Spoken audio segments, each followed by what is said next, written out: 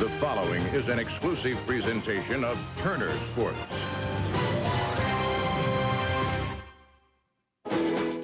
Friday night NBA means 2 on TNT. Game 1, Orlando is in Beantown to meet the Celtics in their new house.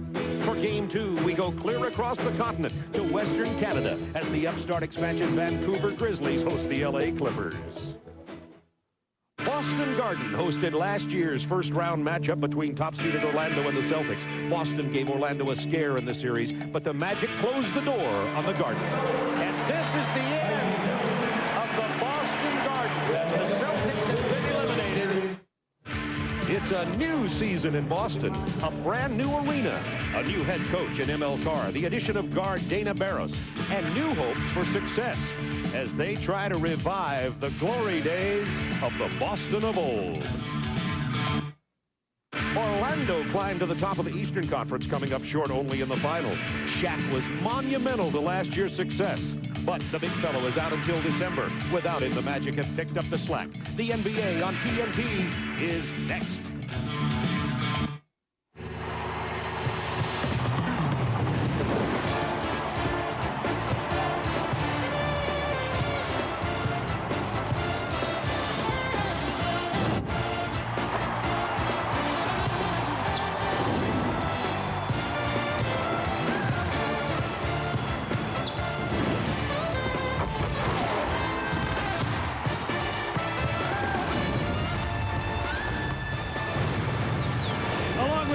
This is Bob Neal from the same old neighborhood, but it's not the same old building. It's the Fleet Center. They have moved from next door's Boston Garden, the 16 championship banners. They've moved the parquet. They even moved Red R back over here. But the basketball team is not the same old basketball team either. And tonight, they will be hosting the Eastern Conference champion, Orlando Magic. The Magic 3-1 on this young season, and they are doing it without their center Shaquille O'Neal, as we told you. He broke his thumb, will be out until the earliest Christmas, late December of this year. But Hubie Brown, interestingly enough, at 3-1, they've picked up the slack from Shaq. Well, the main guy that's doing it is Penny Hardaway. Over the summer, he added 20 pounds through a weightlifting program. And by the stats, you can see he's off to a dynamite getaway. 27 points, 7 assists, right at 7 rebounds, getting to the foul line, 12.5 attempts. That's more than any player averaged a year ago. Shooting 50%, 78 from the line, doing it all. Now with Shaq in the middle, of course, they go into the big fellow, spot up, jump from the outside. What kind of change in style do we see with Orlando? Well, you look at it right now, Bob. They're posting Hardaway and Anderson. They're getting the double teams. They're kicking out. They're averaging 24 threes a game. That would have led the league a year ago. But the slashing is there now. They attack the basket, 38 foul attempts a game. That is a ton. 30 puts you in the top 3.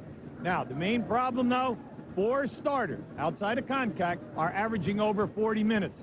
Will this hold up? Yeah, a lot of minutes. And for the Boston Celtics, the new building, new coach, new players. They beat the Phoenix Suns in this building on Wednesday night. However, the news media, the fans are still pessimistic about this team. Well, you know, they're accustomed to superstars here. The team lacks a superstar. They're trying to establish a go-to player who can get it done for them in the final 2 minutes of a ball game. When you talk about style of play, if you're going to play upbeat basketball, that's what they're trying to do. Your guards are the main object here. 32, 32, 35%, no three-point shooting. Now, the inside game is not bad. They're missing Purvis Ellison this evening. That's a major loss. He's on the injured list.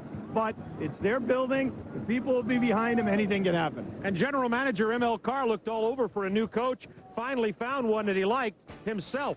He's only coached. This will be his 4th game as a head coach in any level of play of basketball. Back in a moment after this. The NBA on TNT is brought to you by the complete line of 1996 Lincoln and Mercury automobiles, by the more than 1,170 AutoZone stores across America. AutoZone, the best parts in auto parts. And by Domino's Pizza. When it's got to be deep, it's got to be Domino's Ultimate Deep Dish Pizza. Imagine an automobile engineered to such precise tolerances, it feels as if it were formed from a single piece of steel. Introducing the all-new 1996 Mercury Sable.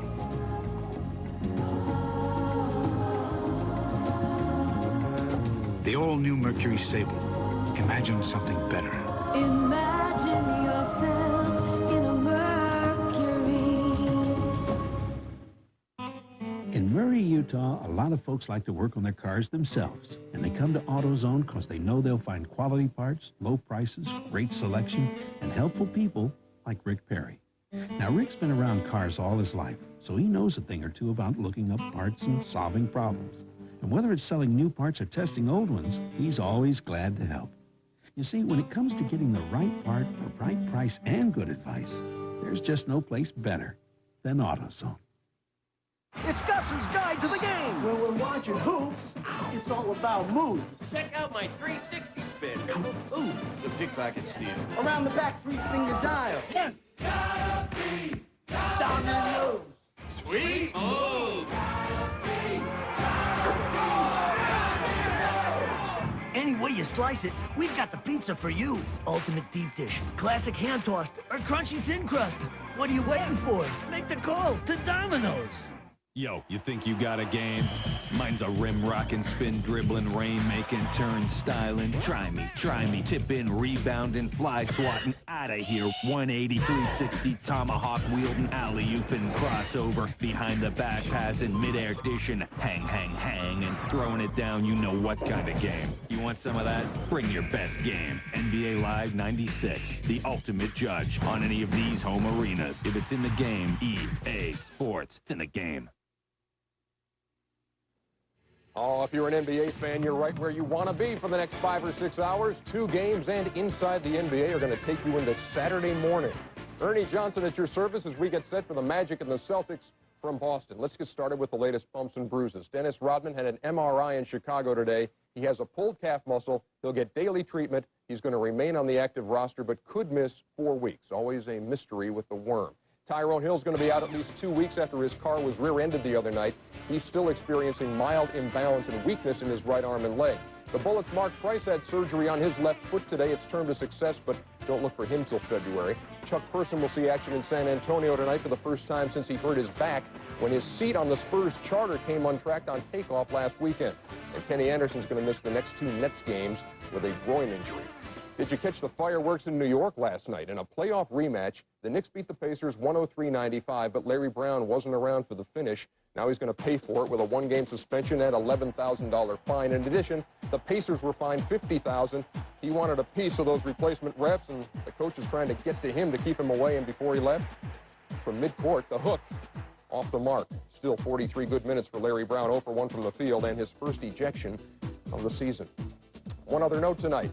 While the NBA and its officials still don't have a contract and replacement refs are being used, the Ontario Labor Relations Board has ruled that Toronto home games must be officiated by union refs. So a trio of NBA officials will work in Toronto, beginning with Wednesday's game against Houston. When Orlando and Boston go to the break tonight, we're going to bring you the Reebok halftime report, highlights of a 12-game night around the league, and we'll give you an idea of how Vancouver has taken to the arrival of the NBA. But straight ahead, it is game 1 of our doubleheader. Penny Hardaway and the Orlando Magic traveling to Boston to meet Eric Montross and the Celtics. It's next on TNT.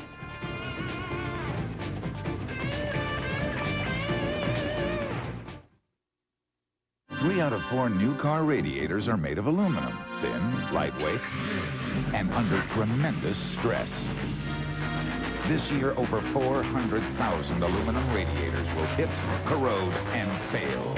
Protect your car in the Prestone Zone. Prestone antifreeze bonds with aluminum, forming the Prestone Zone of dual protection against corrosion and temperature extremes.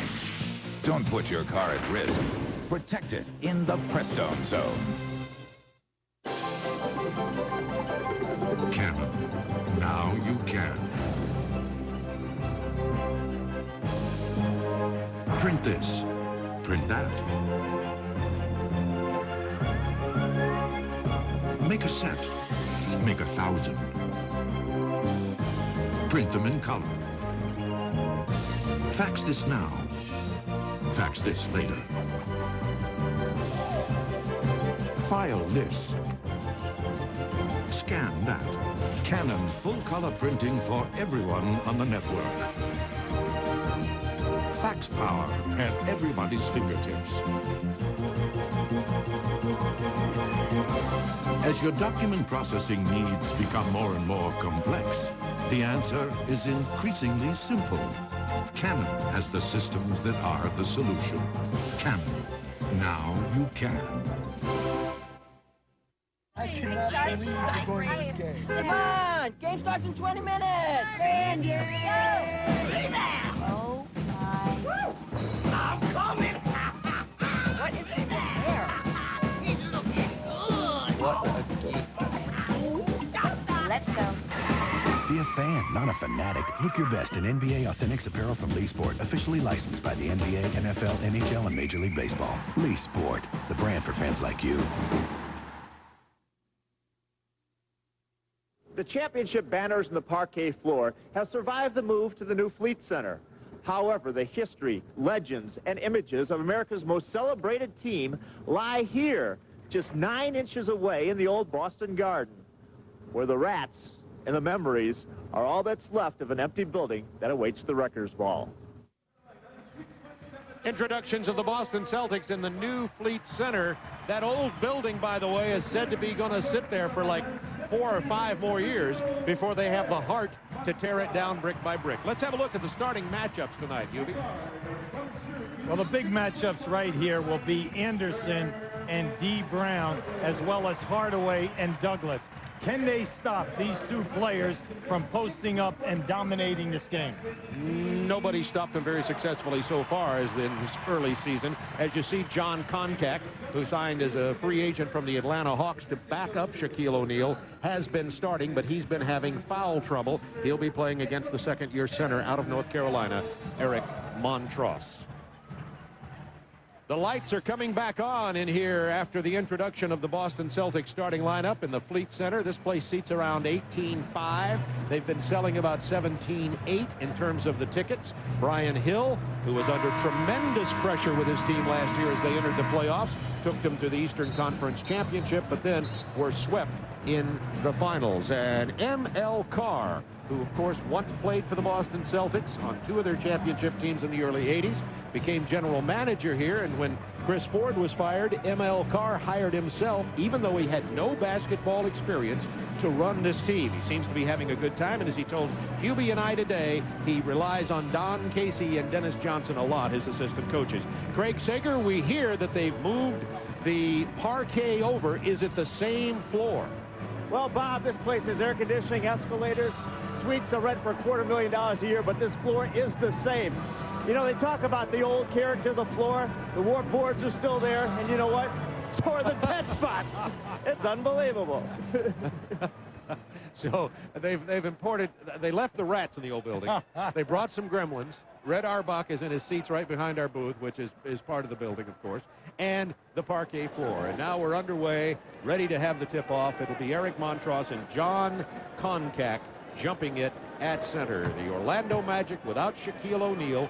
Koncak plays at center, and as Hubie told you, they post up their big guards a lot, and Boston's famous this year, or infamous here in Boston, for their little guards of D. Brown, Sherman Douglas, and Dana Barros. They have one 6'6" guard, Greg Minor from Louisville, who will be playing quite a bit tonight. Not a good toss from the referees, the replacement referees, and we'll jump it again from the Fleet Center. Bruce Bell and William Kennedy are the officials tonight. The Magic's Horace Grant to Anthony Penny Hardaway. Healthier, stronger, and doing virtually everything for this team. Well, right away they're going into Nick Anderson, and you can see the Celtics small guards are going to try to front at the beginning of the game. Dennis Scott kicks it to Grant from 19 feet. Offside rebound goes to little Sherman Douglas. Out front, this is what Boston wants to do, is run and spot up and hit the jumper, but that's what they've been doing, missing the jumper. D. Brown with an air ball, and that didn't even reset the shot clock. 10 on the shot clock for the Celtics. Oh, nice play. To Rick Fox from Sherman Douglas. Oh, that was beautiful. What happened there? Fox faked coming off of a screen, and he ran a back door and left Dennis Scott. Orlando missing, and here comes D. Brown. They are quick. Brown all the way. Montross blocked by John Koncak. He will be called for the foul. We tried to bring out the point at the beginning of this game. It's okay to say we're going to play upbeat basketball, the new philosophy of the Boston Celtics. In order to do that, you have to take care of the defensive board, hold the opposition to one shot, create turnovers, get out in the open floor, but then you have to finish.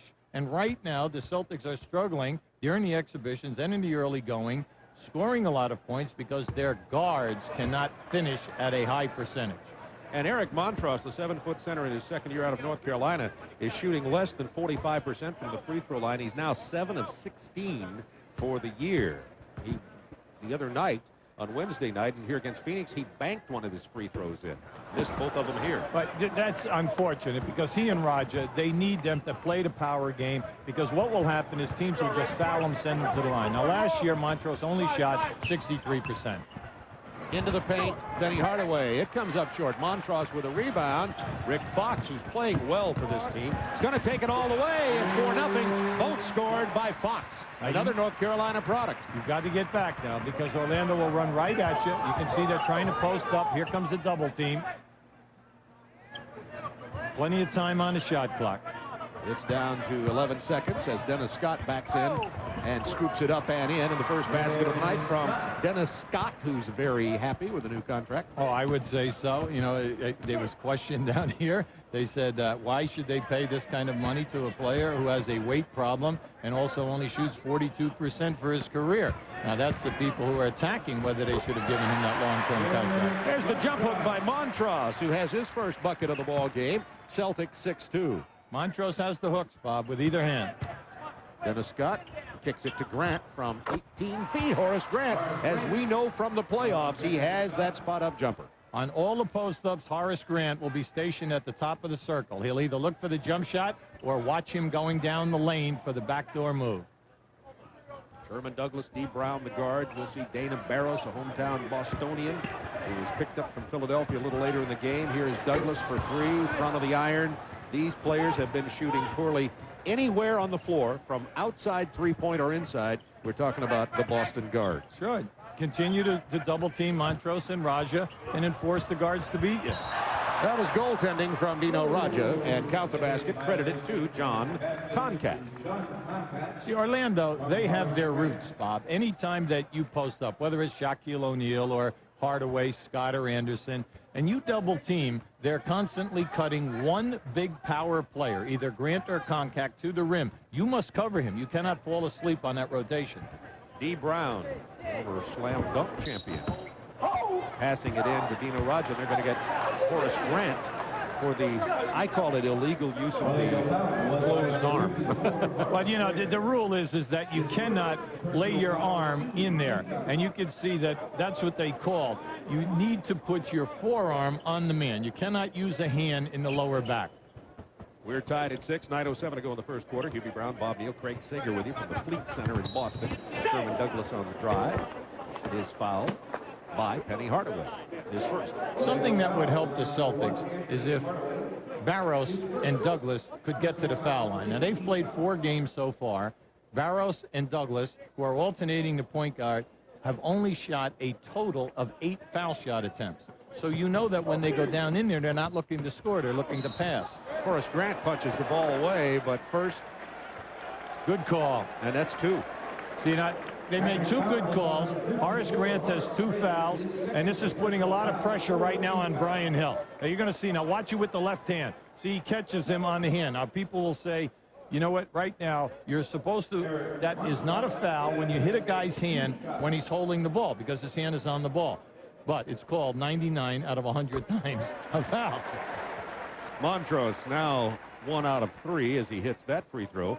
I thought he was a pretty good free throw shooter at North Carolina. What do they extend the lane, or is the hoop smaller, or could it be the thing called a tight collar in the pros? Well, you know, it depends upon the guy himself. You can see he's definitely lost confidence because every time he shoots it, it isn't hitting in the same place. He's all over the rim. Contact down to the posting up Penny Hardaway, splits the defense.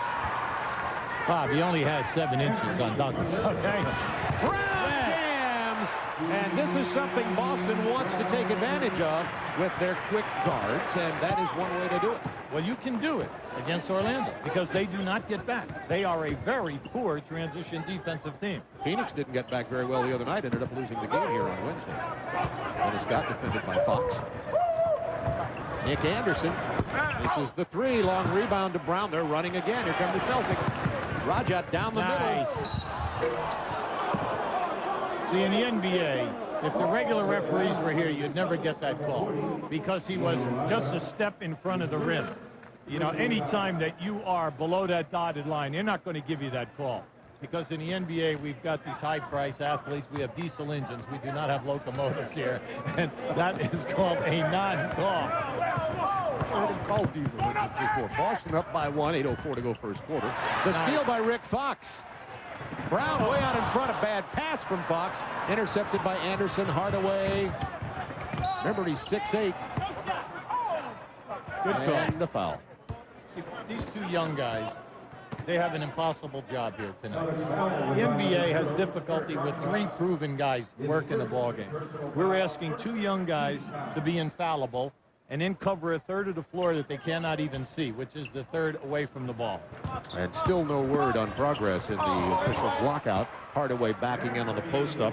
He's been to the free throw line coming into this game 50 times. Well, 12 and a half a game, Bob, and you can see why. I mean, he's going down in there with authority. Speaking of authority, Montross, nice move inside. And Eric has 5. Well, he was schooled well at the University of North Carolina. He came out with the hooks with either hand and also the drop steps. That's his game. Anderson drives, and on the offside, the ball knocked out of bounds. It belonged to Orlando with 15 on the shot clock. We have 7:22 to go in the first quarter from the Fleet Center. It's tough getting used to saying that. It's beside the Boston Garden. There, I got it in. 11-10 Celtics. Hardaway defended by the shorter 6-foot-tall Sherman Douglas. They reverse it toward Dennis Scott, missing the three. Douglas on the run. So you've got to get back now. The Celtics will keep this up for the entire game. They have a lot of road runners here. And when they go to the bench, they have quick people. Now, they lack size and power, but they're quick. Bounce pass to Raja. It is knocked out of bounds by Dennis Scott with 11 on the shot clock. Rogers improved his game this year.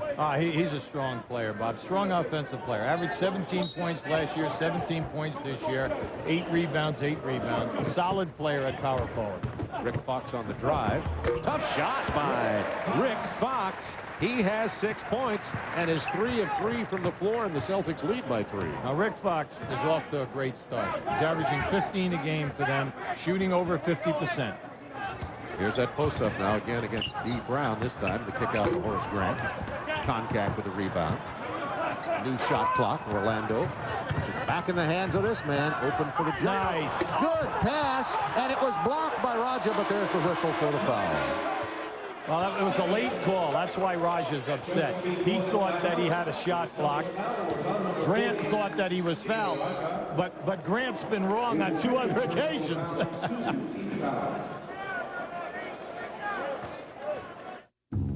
These days, more and more people are doing things they never imagined before. People who never imagined a minivan could drive like a car are driving the Mercury Villager. People who never imagined how much fun driving could be are driving the Mercury Mystique. And people who never imagined a car could look and feel this solid are driving the all-new Mercury Sable. Imagine yourself in a Mercury. Dig in for 3 days of the greatest war movies ever made and fly into the danger zone with today's real-life war heroes. Operation TNT, all this weekend on TNT. Take 1. I've always had fun playing. That's what drives me. I mean, I get joy out of just watching basketball. And anything can happen in the NBA. The players, they take it to another level. Every player at this level can do something totally amazing. It's exciting. It's fun. It's just a great game. I'm just a basketball junkie.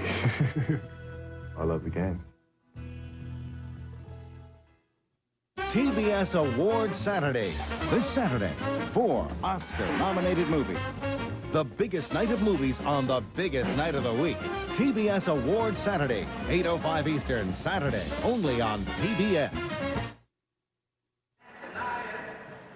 And the Boston Celtics leading Orlando 13-10. The Shaqless Orlando Magic. It was on October 24th against Miami. Matt Geiger, who of course is now with Charlotte, commits the foul. Underwent successful surgery October 26th to repair a piece of bone which was fractured at the base of Shaquille's thumb. Yeah, and he'll be in a cast for at least 6 weeks. Now, the difference here, as you can see, they're averaging 5 less points. Well, that's understandable. But the opponents are getting more points. And then a key, their field goal percentage is down naturally because Shaq is always at the top of the league in field goal percentage because basically a year ago, he had 333 dunks. Were you counting the dunks all year? I saw a little chart. There's Brian Hill, who I think, along with his staff, has done a nice job coaching this basketball. Oh, they've done an excellent job. And right now, every game, he knows, every game this season is going to be a fight. Now, like last year, you look at them on the road a year ago, they were only 18-23. And that was with Shaq. Okay, so you know that going on the road without Shaq, this team is going to have a difficult time night in and night out. And Eric Williams has entered the game for the Boston Celtics. Eric Williams is a rookie from Providence. A lot of energy, slasher, and a good defensive player. Now, they're giving you a trap now. Now, that was a good call because Penny Hardaway caught him with his leg. That's 2 on Hardaway. Now, right now, two key players, Grant and Hardaway, with 2 fouls. And what you should do is clear out and take them right off the dribble. You can see he catches them right there. See, that's a foul. Now, whether you think you didn't deliberately do it, but your leg definitely got out there. Now, already in the penalty. With both guys, Brown will go to the free throw line. Anytime 2 guys of this importance have fouled, you've got to isolate and allow a player to take them off the dribble and take them to the basket. And they'll either foul or they're going to give you the high percentage shot. And you must go to that kind of thinking now. Scores, Miami having their way with New Jersey. Miami now, of course, with Alonzo Mourning. Detroit looking for their 2nd win. Sacramento, one of the most improved teams in the league, way out in front early. We'll keep you posted on a heavy action, night of action in the NBA throughout the game. Of course, at halftime, doubleheader tonight. We'll be going out to the west coast of Canada after this game for Vancouver. This is one of my pet peeves in basketball. A guy dribbles behind the backcourt. He has no place to go. He jumps into the chest of a defender who has position and is not letting him out. And it's just incredible at all levels how they put the offensive player on the line. That is an offensive charge. Penny Hardaway, who's shooting 78%. That's his 51st free throw of the year once again. Been down there, all that posting up. He misses this time. He's 1 out of 2 from the line. And it is 14-13. Celtics by 1. 6:08 remaining in the first quarter. And Hubie, everybody likes number 55, Eric Williams, the rookie from Providence. He's a hard-nosed kid. He never played basketball until junior in high school. He's out of Newark, New Jersey. And Eric Williams gets the ball from Sherman Douglas and is fouled. He go to the line for 2 shots. Now, he's out of Shabazz High School. It used to be Southside High School, a great basketball factory in inner city Newark. Never played basketball to his junior year. He was a very talented baseball player and used to play down in Puerto Rico in the summers in all of these leagues. He was supposed to be drafted by a couple of clubs. All of a sudden, he turns to basketball in his junior year. Becomes an All-American at Vincennes Junior College, and then put in 2 terrific years at Providence, led them in scoring his junior and senior year. And remember, they had Dickie Simpkins on that team and also Michael Smith. Simpkins at Chicago, Michael Smith at Sacramento. And Simpkins is starting for the Bulls now with Dennis Rodman injured. They're saying Rodman will be out, or Rodman's saying Rodman will be out 3 to 4 weeks. Hardaway on the penetration, double clutches, rebound down inside Nick Anderson, the block, Hardaway follows. Anthony Hardaway is rebounding at 6.5 a game. Of course, he's 6'8", and he's down inside a lot of the post-ups. Boston by a point. Penetration by Sherman Douglas. Now, he was determined. He was determined when he was outside the 3 that he was going to get a shot on. B. Brown posted by Nick Anderson. Spins around him, gets the easy lay-in. I say that's candy. You know, we got a candy giveaway going on here. because all they have to do is take D. Brown and Douglas down inside. And they're both giving away 6 inches, and it's a total mismatch. Offensive foul called on Montross as he steps up here, lays a big body on Penny Hardaway. Talk about the mismatch. Oh, you can see it right there. 6'7" to 6'1", 6'6" to 6'1". They come with Shaw and Thompson, definitely Shaw, and then they'll come with Barros, Wesley. The only savior is Minor. Minor at 6'6". We'll probably see him. He's been held up with a hamstring during the exhibitions and in the early season, but they love his raw talent.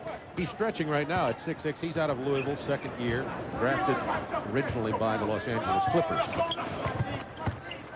10 on the shot clock, and now David Vaughn has entered the ball game. But you can see what's happened here. They've taken Raja out, so you lose a lot of size. You come with Eric Williams, so you're playing with 2 small forwards at your forward position. Now, what's happened, the shots have gone up the last 2 times down, and the small forwards are getting overpowered by Vaughn at 6'9" on the other side of the floor. That's just matchup basketball. So David Vaughn, who plays about 10 minutes a game for Orlando, comes in, gets a basket immediately. We have a 20-second timeout, and Orlando took the lead on that bucket 19-18 with 4:29 to go in the first period. This is last time down. Well, we're going to show it to you as the ball goes down inside here right now. You're going to see the trap comes. All right, they pass out. See, that's smart basketball. Once they leave the trap, now you're going to see him leave, go right back down inside because now you have one-on-one play. See, that's heady basketball. But once again, from the rear, even though the player's blocked out, they get the second shot opportunity. Anytime that you get double teamed, Bob, down inside in the post, and you do not feel that you can overpower them or split them, pass it out, force the double teamer to leave because they cannot play zone, and then go right back in as the player reposts. Orlando's taken 8 more shots than Boston. 8 of 17. Boston 7 of 9. But they lead by only 1. Sherman Douglas on the penetration won't fall. And now Orlando runs something they do very well. Anderson from Hardaway. Back come the Celtics. Well, when you're a point guard and you go down into the foul line area and you get into the paint and you miss the shot, you've got to get back. There's Eric Williams. 6'8", 240 pounds, the rookie driving inside, and he's going to be fouled by David Vaughn. Well, Eric Williams, he weighs about 240. See, Eric Williams, he's getting 24 minutes a game. And what you like is he's averaging right at 13 points. But he's getting to the foul line 7 attempts a game, and he's only playing 24 minutes. So you know this young guy, if you played him, you would say, hey, I'm laying off of you. I'm going to get on your right hand. I'm going to force you to show me that you have an outside shot. Boston struggling at the free throw line. 4 of 9 with that miss from Eric Williams. You see that those are the numbers for both teams. Williams misses them both. Contact with the rebound. Well, the team comes in, Bob. They're shooting 65% as a team from the foul line. It's going to be their Achilles heel all year long because the guys who get to the line are not high percentage shooters. Now the big guard, Greg Minor, number 9, is into the ball game for the Boston Celtics. Contact from 18. Run down by Montross. 21-18. Orlando by 3. Boston had led all the way until the David Vaughn bucket by Orlando. Rick Fox. Clear the side and let Fox take the people off the dribble because he's having a great year and he's penetrating well. Rookie against rookie. 2 fouls on David Vaughn. See, this young guy's determined. He's a small forward, but he plays like a power forward. Everything with him is inside the painted area. Now, he's just tested David Vaughn. Now, they can allow David Vaughn to pick up 3 or 4 fouls here. All they're trying to do is buy time to bring back Horace Grant. Raja, by the way, is on the bench for Boston with 2 personal fouls. I forgot to mention that on his last personal. There's Horace Grant, goggles and all, having to take up a lot of inside space with the absence of Shaquille O'Neal. They say he won't be back until after Christmas. Shaquille said he hopes to be back a little earlier. We'll see. Williams, 6 free throw attempts already. We're talking about him being a slasher going to the line. 1-point Orlando lead. Double team on the pass into Hardaway, and now Fox got him one-on-one. Oh, nice move. Rebound Montross, but a whistle. And it's going to be a loose ball foul on Eric. Now, the last 2 times down the floor, Fox is matched up with Hardaway. All right, now that's good. Except what's happening now is Hardaway is fearless. Now, you're going to see him right down inside. When they go down and they ran a curl, and now there's the trap. See, he backs out. No double team, and now he's played one-on-one. He just backs you down. Now he's got Fox, a small forward, on him, and he just jumps through the double team.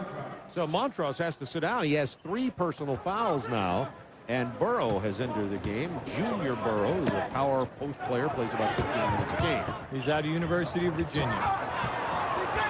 There's number 5. That's Junior Burrow. And we have a 23-20 Orlando lead, 2:47 to go, first period. A little less running than I'd anticipated in the first quarter between these 2 teams. Eric Williams. Oh! Yeah, Nick! Not his strength. Main thing for the Celtics, just get back and try not to give up the easy baskets. Try to get them out of their post-up game and show that they have a perimeter game. Everyone's complaining that these rims are so tight, Bob. Everyone says you just hit, boom, they throws it right out.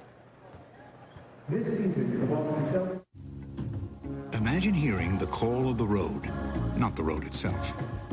Imagine having the world at your fingertips. Imagine worrying less and enjoying more. Imagine an automobile so precisely engineered it feels as if it were formed from a single piece of steel. Introducing the all-new 1996 Mercury Sable. Imagine yourself in a Mercury. Nobody is doing better work at better prices than Able Hands. From roof repairs or remodeling for extra living space to extraordinary bathrooms that can include every feature, even a jacuzzi. From designing the kitchen you've always dreamed about and helping you plan it within your budget, to turning that extra space in your basement or attic into a beautiful and usable living area. So when you're interested in any home improvement or repair, remember, nobody does it better than Able Hands. We quit. American Oak and Leather is closing their doors forever. $1 million inventory of top quality oak furniture will be sold at liquidation prices. Dining rooms, bedrooms, office furniture, entertainment centers, occasional tables, curio cabinets, bookcases, leather sofas, everything goes. All 4 stores rolled into one. 105th and Marty, just west of Metcalf in Overland Park. Cash, checks, and charge okay, and yes, financing is available. It's first come, first save. American Oak and Leather is quitting business. This program is authorized under broadcasting rights granted by the National Basketball Association. Any publication, reproduction, or other use of the pictures, descriptions, or accounts of this game without the expressed written consent of the National Basketball Association is prohibited. I would like to show you what's going on here. See, they're running a curl move. And as they run the curl move, the Celtics, instead of following the player, are double-teaming Penny Hardaway. Now watch what happens. As the ball goes in, they come back on the double team. But Hardaway frees it right there. See, Hardaway, he takes you away, forces this player here to go find his own man. Now he has a one-on-one, and that's his game. See, in the NBA, you cannot stand there. You got to make a decision. You've got to either go and trap and stay with the trap or go back and find your own man. See, that's just intelligent play by a very heady player. That's why last year, he ended the year, he was the point guard on the All-NBA first team. And while we were listening to that, Hubie, there was a foul called out here. It was the 3rd foul on David Vaughn for Orlando. Yeah, but he's expendable. See, they're just trying to buy time for Grant. Junior Burrow missing, as you see Boston shooting very badly this year. 23-20, Orlando with 2:08 to go in the first period. Trying to post up Dennis Scott on one side. Anderson from long range. Rebound, Junior Burrow. Greg Minor on the floor. Eric Williams, Junior Burrow, Sherman Douglas, and Rick Fox. Small lineup in there for the Boston Celtics. Vaughn with a rebound. They're getting great open shots, Bob. But you have to make them. And it's so tough in this league to win if you cannot show a perimeter game. You see number 20, Brian Shaw, is into the game, passing to Vaughn over to Dennis Scott, and foul. Bad foul. Bad foul because you're in the penalty. The player's not going anywhere. He's got his back to the basket, out at 17 feet. Why foul him? Just let him make the pass. And now Dana Barros is going to get into the ball game along with Donald Royal. Dana Barros, a Bostonian who came from Philadelphia. Excellent player, and there's a real decision here as to which one's going to be the point guard, Douglas or Barros. Sometimes they play together, but Dino Barros, who's shooting very poorly. I saw him on Wednesday night go 1 for 8 from the floor as Douglas sits down. Dino Barros says he's very uncomfortable making the transition from Philadelphia to Boston so far. Well, this team is trying to establish a style of play. He's coming from a foreign team. So you know that they're not running what he's accustomed to doing, so he's got to find his niche in their style of play. And he's another little guy, about 6 feet tall. Dana Barros wears number 11. Oh, somebody's wide open over here. Eric Williams taking it into the paint, up and under. Nice. Eric Williams has 5, making 6 points. Right now, this Boston Celtic team is so small, they do not have a center on the floor. Now, this is just a nice up and under move, and he's taking it strong to the hole. Dennis Scott picked up the personal foul. Well, your scouting report should tell you that Eric Williams runs the up and under as often as he possibly can. He must show you a jump shot. Why would you play him tight? Yeah, he showed one a minute ago and missed it. Here's Donald Royal, another slasher. He loses control. Junior Barrow going high. Look up, Barrow's up look in front to Minor, and it's tipped out by a defending Dennis Scott with 17 on the shot clock and under a minute remaining in the first period of play. It'll be inbounded by Dana Barros on the baseline. Dana was just late with this. See, if he could have just looked up the floor without that dribble, they had him. They're resetting the shot clock as the two officials here tonight are Bruce Bell and Bill Kennedy, the two replacement officials. Both of them come out of the CBA. The regular referee lockout still ongoing in the NBA. They reset the shot clock to 20 seconds and 59.5 to go in the period. Orlando leading by 3. Well, the Celtics are in good shape here if they just make their foul shots and their wide open jump shots. Fox was open for that, but decided instead to take it to the basket. He misses the reverse, and Konkak comes down with the board. His 6th rebound of this first period. That's all John has to do. Rebound, block some shots, play some defense, and everybody will be happy. Oh, now that time that ball was thrown pretty hard at the referee, and they're lucky. They're lucky they didn't get hit with a tee that time. That was Dennis Scott's second personal foul. We have 45.3 to go in the first period of play. Boston with an opportunity to pull within one. Dana Barros blows it by dribbling between defenders, and then Greg Minor comes back and steals the ball. He'll give it back up to Dana Barros. He decides not to. Now Barros with the ball. 30 seconds to go in the quarter. 15 on the shot clock for the Celtics. Inside to Burrow. Oh, you've got to finish that. And Burrow gets the easy lay-in. It's Orlando by a point with 20 seconds to go in the first period of play.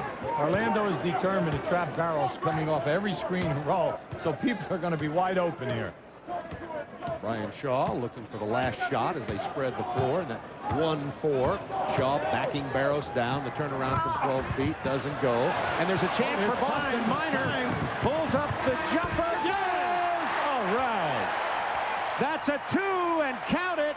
And Boston leads by 1 at the end of a period on the pull-up jumper by the heady Greg Minor, and Boston finishes on a 6-0 run with this jump shot. His right foot hit the three-point line. It's a 2-point shot.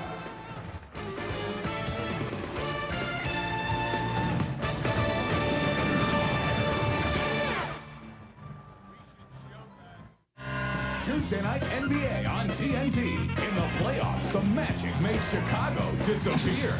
Now, the Bulls are back with something up their own sleeve. Bulls Magic, Tuesday at 8 on TNT. In the NFL, there's a forbidden zone, off limits to TV cameras. Till now. Find out how the Cowboys and Vikings prepared for a Sunday showdown. Don't miss 6 days to Sunday. Tomorrow at 8, an NFL on TNT special. This is Janie Sanchez. This is the actual phone number called by Janie Sanchez. The number for Fannie Mae, the nation's largest source of funds for mortgage lenders. These are the actual free guides Fannie Mae sent to Janie Sanchez. Step-by-step information on how to choose a mortgage and buy a home of your own. This is the actual home that Janie and her husband purchased. Hi, honey. And that's her actual husband. Be like Janie. Call Fannie Mae.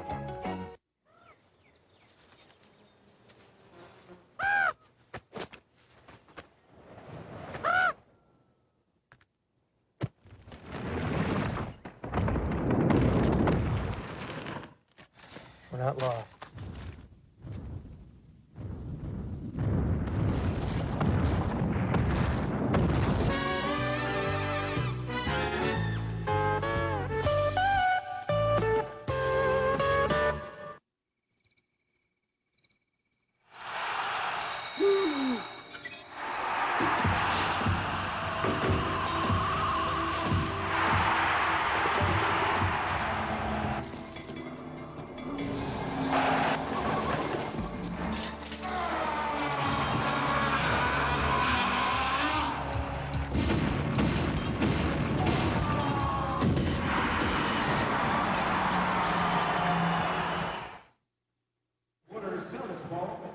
Boston leading by 1 as we're ready to start the second quarter. On further review, this may have been a 3. Well, we're looking at it. Just watch where he stops. He stops right in front, and you can see he's not on the line. That was a tough call for the Celtics. Barros with an excellent drive to the basket and is called for the offensive foul on the hook as he goes inside. And Dana Barros picks up his first personal. Early moments of the second quarter. Boston on the 2 by Minor to end the quarter, leads 26-25. Boston shot 59%, Orlando 44. Biggest discrepancy is the foul shooting. Boston has missed 7 foul shots. Anthony Hardaway now with 9 points with that jumper to go down. And Orlando takes the lead in a seesaw battle here at the Fleet Center next door to the Boston Garden. Saved by Brooks Thompson, but he saves it to Minor. 14-footer doesn't fall, Brian Shaw. And we've got a lot of subs on the floor, and both teams playing what you'd call a small lineup. Biggest man playing is Horace Grant. We have to stay with Thompson now because he's a three-point shooter. Goes Brian Shaw, not this time. Grant getting the rebound. Horace Grant, one of the best offensive running, one of the tops that we have in the league. Traveling called on Anthony Hardaway. The ball will belong to the Celtics, down a point. Horace Grant has many values to a team. Not only is he a good defender, he's an excellent. He can play his man one-on-one in the post. He's going to score double figures, shoot a high percentage. But the big one, offensive rebounding. He's averaging 5 a game. Philly, Washington, Miami, all leading in scores in the NBA tonight. We'll keep you posted. Junior Burrow. Nice moves inside. Can't fall. This team shooting 46% from the floor, but even less when they try a jump shot. 29-26 Orlando, 11 for Hardaway. You realize that Hardaway has played 7 minutes now, and he's not been taken once yet on a post-up or a one-on-one move, Bob. He's out there with 2 fouls. And we're going to get Dino Raja back into the game for the Boston Celtics, and the Celtics get a little bit of size. Junior Burrow's going to sit down. Here's Dino Raja. Raja has been a project for the Celtics. We watched guys like Dave Cowens and McNeil working with him when he wasn't even on the roster 3 or 4 or 5 years ago. Slowly but surely he's come into the league and is now maybe their best player. See right there, Eric Williams had Penny Hardaway posted up and he was screaming for the ball and they went away from him. See, you've got to understand the game right now, and you have to understand if you get Penny Hardaway out of there, this is a major drop-off. Donald Royal trying to spin into the paint. He's a slasher. Bad pass. Rick Fox running, as are the Celtics. Raja, nice pass to Dino Raja, threading the needle on the diagonal from Rick Fox, and Raja gets his first basket of the game. Hardaway answers quickly. Raja with the rebound. Well, Hardaway wanted the foul, but they're not going to give you that. See? Boston has the numbers. Barros. Shaw with the rebound. Inside to Horace Grant. Somebody got a piece of that. And then a piece of Horace Grant. Well, I was really surprised because Dino Raja is matched up with Horace Grant. Orlando is playing without a center now. Grant's the center. Raja stopped at half court and did not continue down the floor. And what happens is Grant just dominates inside here now. Not only does he miss, Raja is nowhere near the action because he stopped running, and now you allow Grant to get down inside. And the one thing that you know, if you're matched up with Horace Grant, you've got to keep him off the offensive board. Horace, during 8 years in this league, has shot over 50%. He has a career of 53%. But he's also averaged right between 3 and 4 offensive rebounds a game per year. Horace Grant with 6 points, 5 rebounds. That personal foul, by the way, was the first on Eric Williams. Here comes Dana Barros. 31-28, Orlando by 3, their biggest lead. 9:11 to go in the game. Looking for Raja, posted down low against Horace Grant. Double team, who's he going to get the ball to? Timeout, he calls. Nobody is the answer.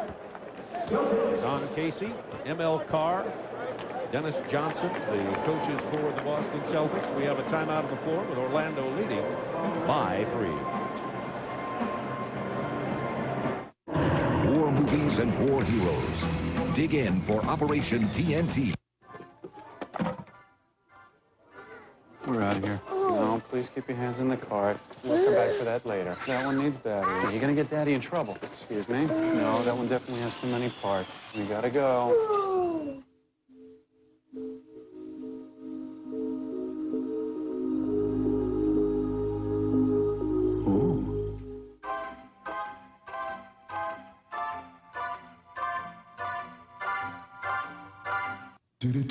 If something came out of the sky and said you couldn't have any Anderson Erickson today, what would you do?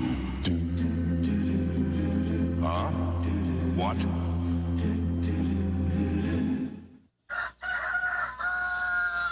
AE orange juice rises and shines deliciously. All day. All night. Have some now.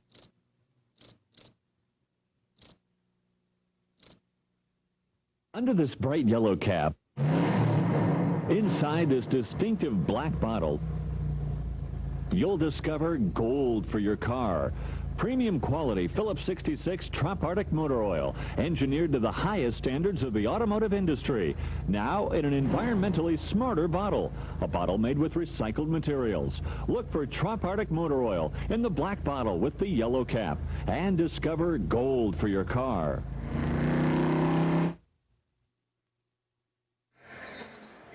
We'd like to show you the Celtics coming out on a fast break, but keep an eye on Raja and then a defender, Thompson, and watch what happens. You're going to see Raja make the long lead. Now, we're going to hold it right there. You never leave a player who's going for a layup to pick up a player on the other side of the floor. That's just bad basketball. And what happens is you open up a perfect pass situation. Fox, with good vision, sends it. Raja makes the layup. Boston ball, 9 on the shot clock, 9:02 to go in the first half. Orlando up by 3 points. Barrows gets the inbound pass from Greg Minor. See, they're determined. They trap Barrows again. See? Now David Wesley in the ball game. Shoot it. Guard. Didn't get it up in time, and since it didn't draw iron, that'll be a violation, sideline out of bounds. Right now, the Celtics they've run that same screen and roll 4 times for Barrows. Orlando has trapped it. Barrows has got to come back out, take the trap out, so that you can find the free people underneath.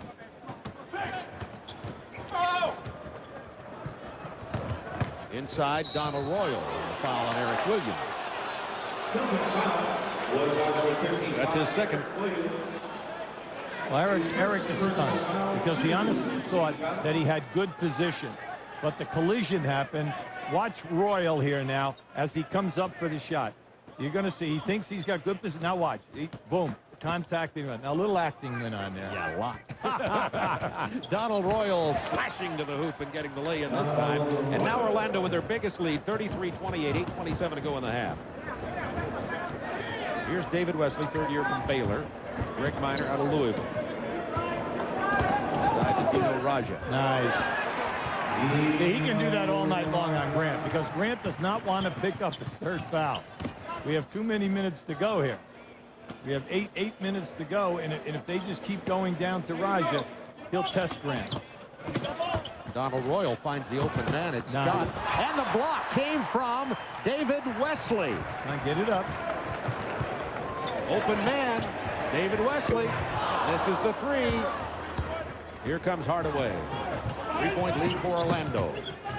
The lob, open Horace Grant. Raja now's back, but he's too late. Raja very slow in transition defense. Horace Grant, a thoroughbred, realizes this and is beating him down the floor. 7:32 to go in the quarter. 5-point lead by Orlando. Rick Fox trying to get back in the game at the next dead ball. Here's Eric Williams with a quick move, and he draws the foul after beating Donald Royal. Bob, his first step is quick. Keep an eye on this move. Just watch this. Nice move.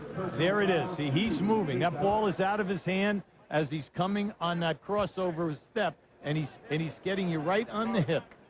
He's putting you right on his hip, then he explodes to the rim. And Doug Collins, Detroit Pistons, looking for their second win with an 18-point lead early in that ball game in Detroit.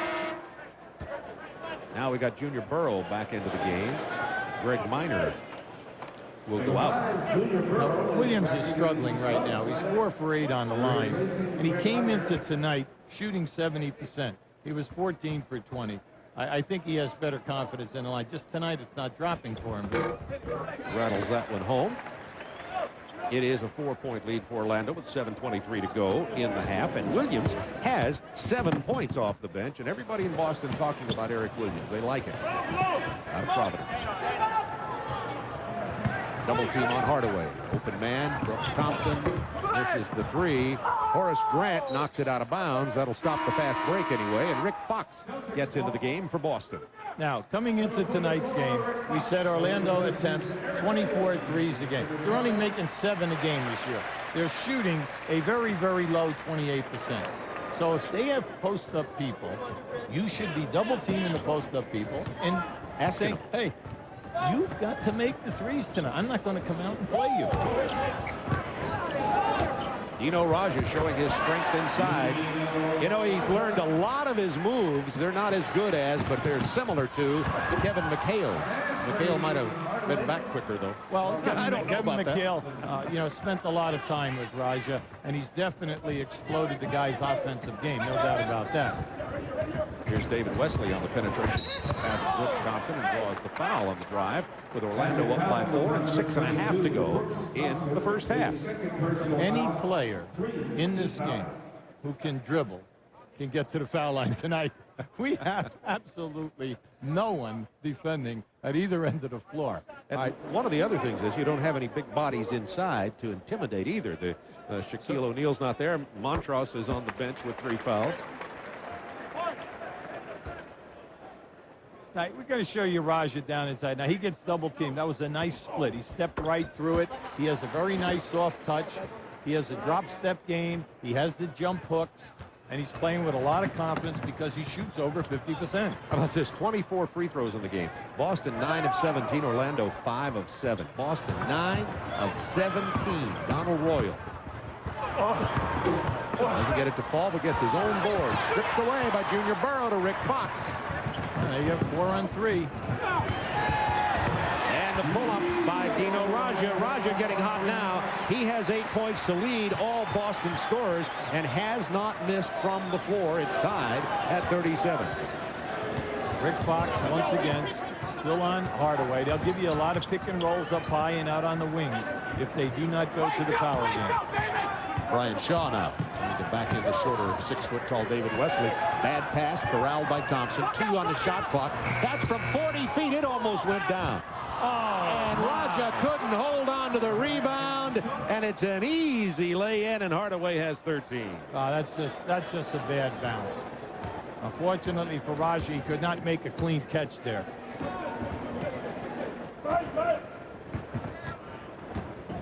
Here's your trap. Wesley on the drive.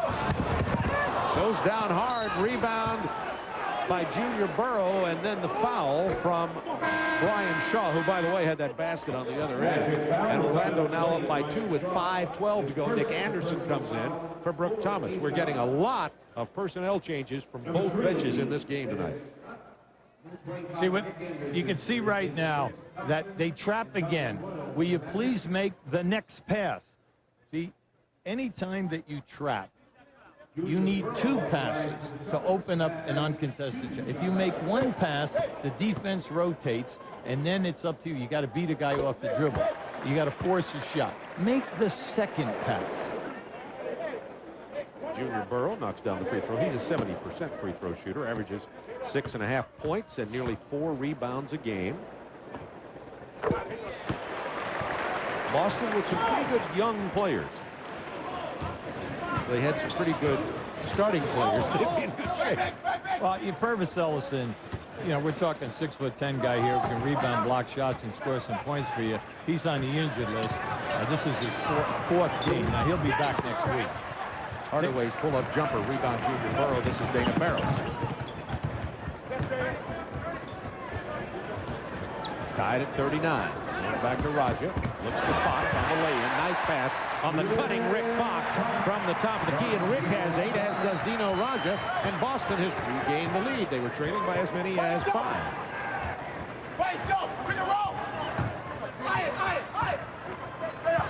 Dennis Scott. Burrow. 8 on the shot clock. Brian Shaw's pull-up jumper will fall from 15 feet. Tied at 41.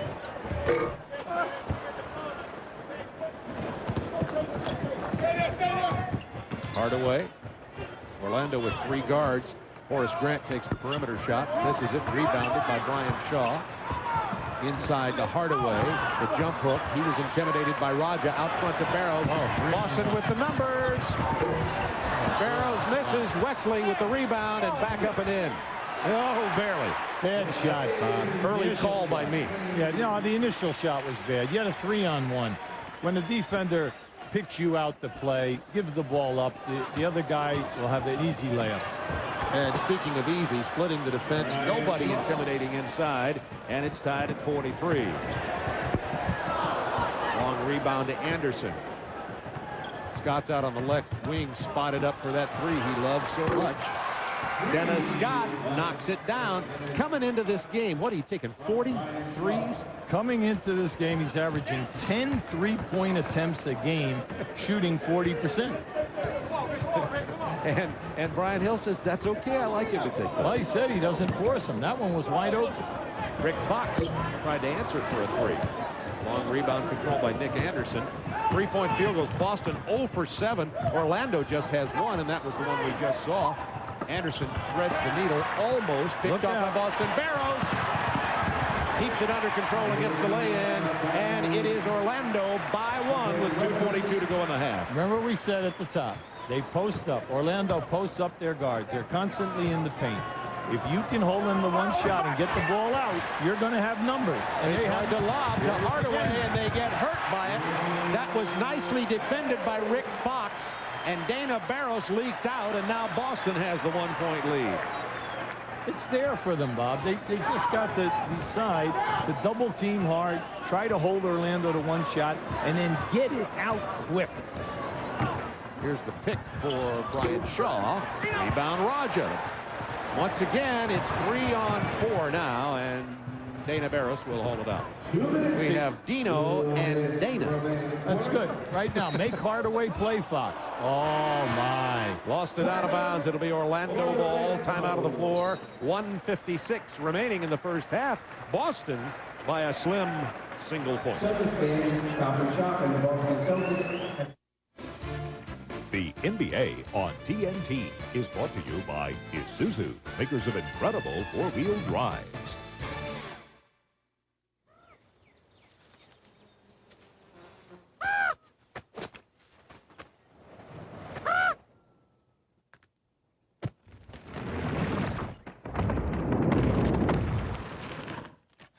We're not lost.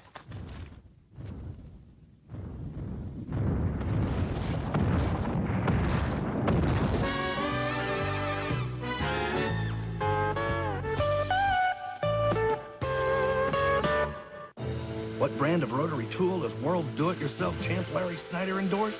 Ryobi. Larry needs all this power. Larry loves all these bits. In Larry's shop, there will be no limits. Why does World Do-It-Yourself champ Larry Snyder carve with Ryobi? To carve like Michelangelo on 100 cups of coffee. He works fast, he plays hard. What Larry sees, Larry carves. For Special Olympians, the contest can last a lifetime.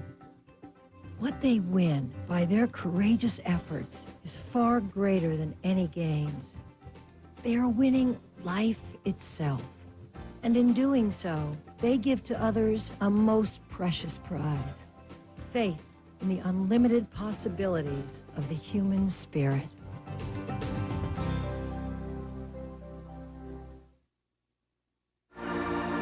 We'd like to show you something. Keep an eye on the passer, Brian Shaw, right here.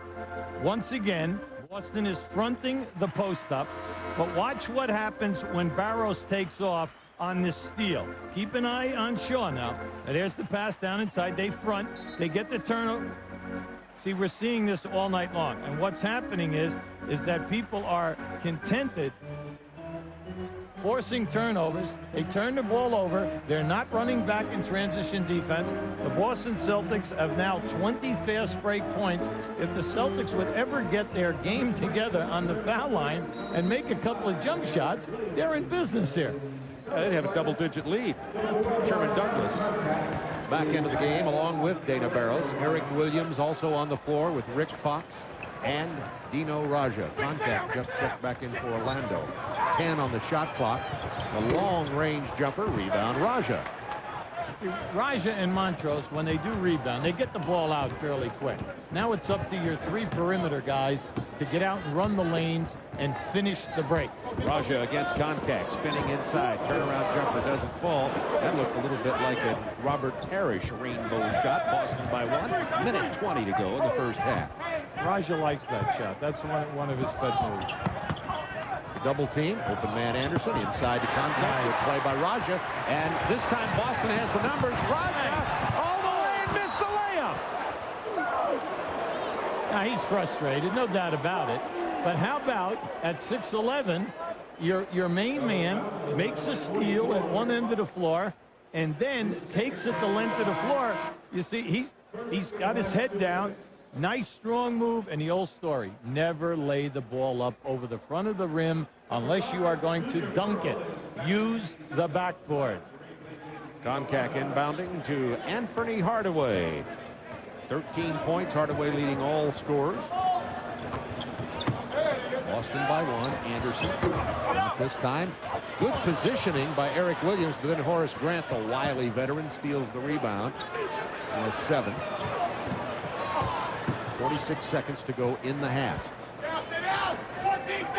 Dennis Scott, 6'8", posted up to the Dana Barros, and has the easy pass to Horace Grant. Biggest 11 lead changes. 11 lead changes. Orlando now up by 1. They've almost changed again, but Koncak pulls down the rebound and gets it to Hardaway with 23 seconds to go. 3-second differential in the game and shot clocks.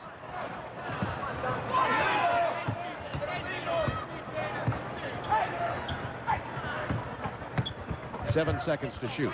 Celtics did an excellent job. Now 5. Hardaway posting Douglas. Look at Orlando dominate the ball. And Dennis Scott doesn't get the shot off as the clock ends the half. Not pretty. Orlando 48, Boston 47. Ernie Johnson in our Atlanta studios coming up next with scores and highlights. Inside Sights and Sounds look at the expansion Vancouver Grizzlies on the Reebok halftime report.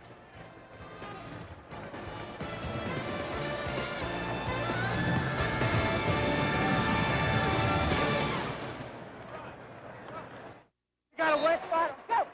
Right here. You missed the spot. Thank you. At AutoZone, we carry filters for just about every car on the road, and we've got just about any kind of oil you'd ever need. More than 10 brands and 30 weights. But no matter which oil you choose to put in your car, you gotta do something with the old stuff. So just bring your used oil back to us. We'll take care of it. You see, helping you recycle oil, that's just one more reason why there's no place better than AutoZone.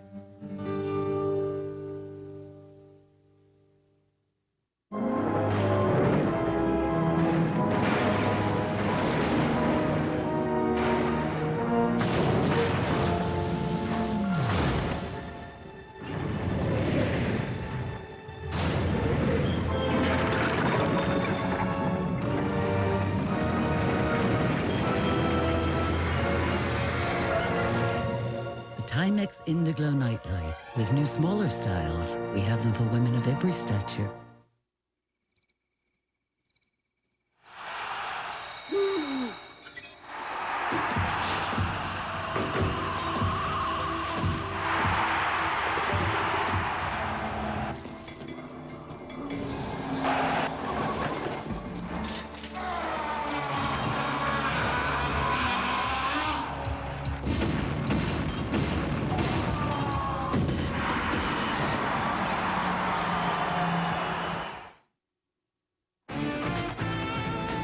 The Reebok Halftime Report is brought to you by Reebok. Come see how the game is played on Planet Reebok. It is game one of our NBA on TNT doubleheader. Orlando and Boston halfway home at the Fleet Center. We welcome you to our spacious Atlanta studios. Orlando leading 48-47 over Boston. Ernie Johnson in Atlanta with the Reebok Halftime Report. He has not yet signed a long-term deal with the Heat, but Alonzo Mourning's departure from the Hive in Charlotte has them buzzing in Miami these days. They're one of 4 unbeatens a week into the season. Yeah, it's a modest 2-0, but it's the Heat's best start ever. And tonight, Miami Arena the site as the Heat play host to the New Jersey Nets, one of those ever-popular Atlantic Division tilts. Alonzo averaging 14 points in his first 2 games, had 12 points, 6 rebounds in the first half. Kevin Willis having a nice first half. They got a pretty scary front line in Miami as Willis throws that one down, and Sasha Danilovic behind the back to Willis, who had 13 in the half, and Butch Beard and the Nets a little shell shock down there in South Florida. 73-48, a little shell shocked, I say. 73-48 in the third is the Miami lead. They're trying to go 3-0. Sacramento and Indiana playing at Market Square. Very emotional game for the Pacers last night against the Knicks, and they're kind of showing it tonight. Sacramento trying to go 5-0, leading 73-52 over the Pacers. The Charlotte Hornets and the Philadelphia 76ers playing at the Spectrum. That means we get a look at the splendid rookie, Jerry Stackhouse, averaging 25 points a game in his first 3 contests. He had 10 in the first half. Look at the hammer job. Baseline, somebody guard him. And then it's Vernon Maxwell. Late in the half, I'm trying to decide if he's trying to hit this buzzer beater or if that's a pass to the Storm and Mormon Sean Bradley, who knocks it down 70-60. The Sixers with a 10-point lead over the Hornets there in the third. The Knicks and the Washington Bullets are playing at US Air Arena tonight.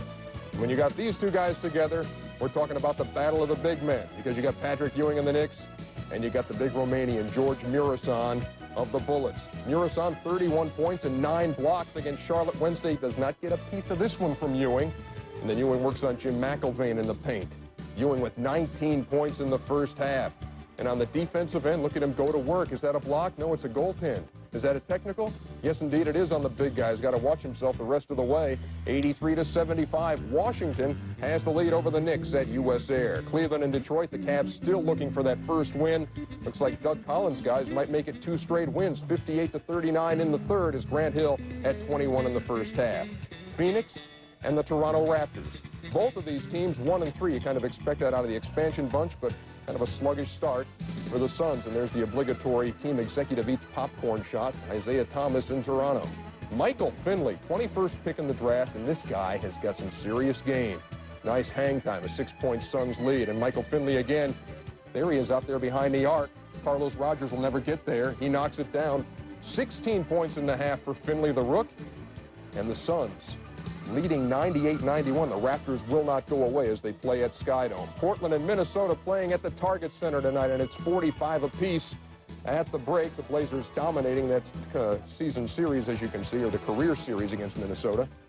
And Milwaukee and San Antonio at the Alamo Dome. And the Bucks, you know, Vin Baker has had double-double in points and rebounds every time out. 4 games this year. They lead at 26-25 over David Robinson and the Spurs. And when the Reebok Halftime Report continues, we're going to give you a taste of what it's going to be like for Game 2 of our doubleheader. Grizzly Mania in Vancouver. We expand our coverage next.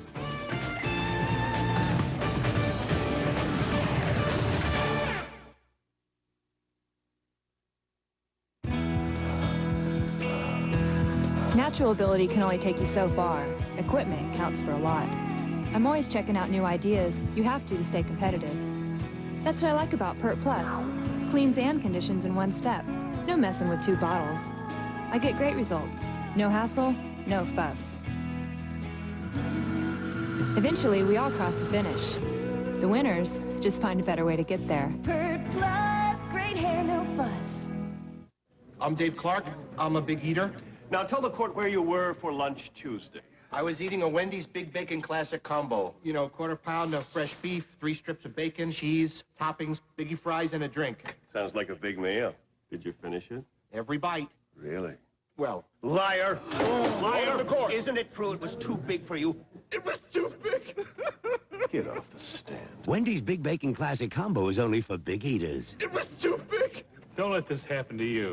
Xena, Warrior Princess, is the #1 new action series, and critics agree. I'm not going to ask you again. It's fantastic. Suitable for framing. Xena is one fabulous battle dame. You're not much for girl talk, are you? A take-charge female. I didn't come here to play games. And TV Guide simply says, we love her. Give them Xena. All new episodes of Xena, Warrior Princess. Check local listings for time and station. You've got the honors. Maybe you'll realize it when you tee off against a background of shining resorts. A chance. Or when you see dolphins in the desert. It could only happen here.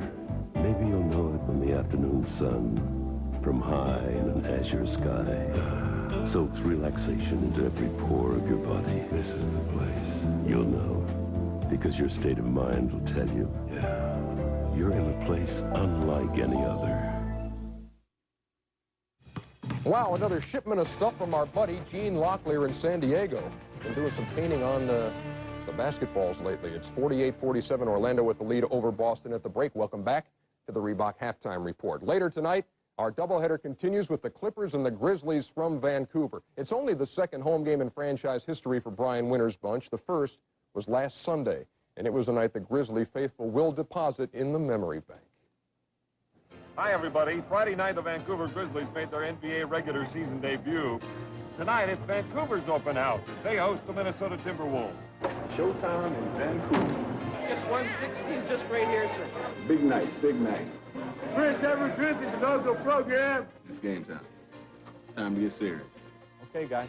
It's our home court. We got a nice big crowd in here. Let's have some fun with it. Play hard. 1, 3, hard work game, baby. 1, 2, 3. Come on, get out, get out! Screen and roll, screen and roll. Chris, come on, Chris, Chris! Antonio Harvey goes up for the two-handed stop from the foul line, and the crowd comes to its feet. Maybe that'll line up. Push it, push it, push, push. Martin still with the ball, takes the jump shot. Top of the circle, buries it. He's feeling it. Throw it right here to Byron, right? We got 4 and 3 over here like this. 4 dives, and 3 will come up this way. Still tied. 7, 6, 5. Anthony still with the ball. 3. It's going to be Byron Scott all the way to floater. In and out. The ball. It goes. He tipped it in. Drifting. Kept playing. Vancouver is 2-0. So the Grizzlies will try to stay perfect at home. It's game 2 of our Friday night doubleheader as they host the Clippers, Byron Scott, and the Vancouver Grizzlies. And you know, a guy who's making a name for himself up there is Chris King. Not only did he have the game winner in the home opener, he's the guy who scored the first Vancouver basket. So now you know. Back to wrap things up on the Reebok Halftime Report right after this. 48-7, Magic.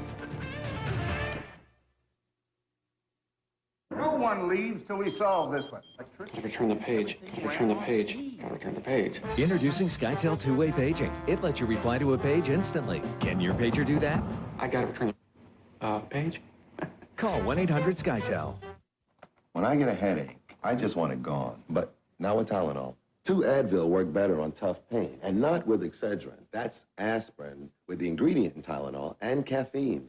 I don't want that. I'll go with Advil. Advanced medicine for pain. From the people who invented insulation comes a new invention. Owens Corning's Miraflex insulation is totally unprecedented. Not only is it ultra-compacted for a user-friendly handling quotient, but Miraflex, a bi-component fiber with a random twist, provides a virtually itch-free surface environment, which means it's as soft as a baby's bottom.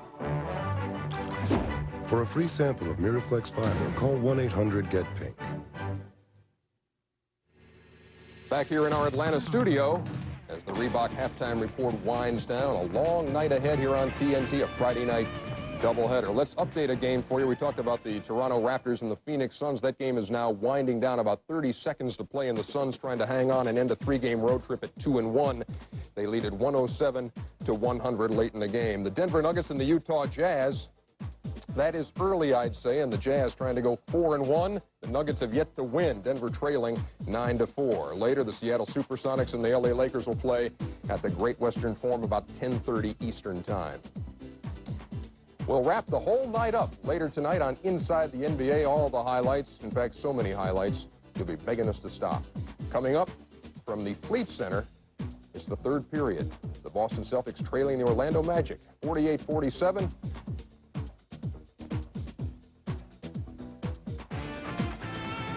The Reebok Halftime Report has been brought to you by Reebok.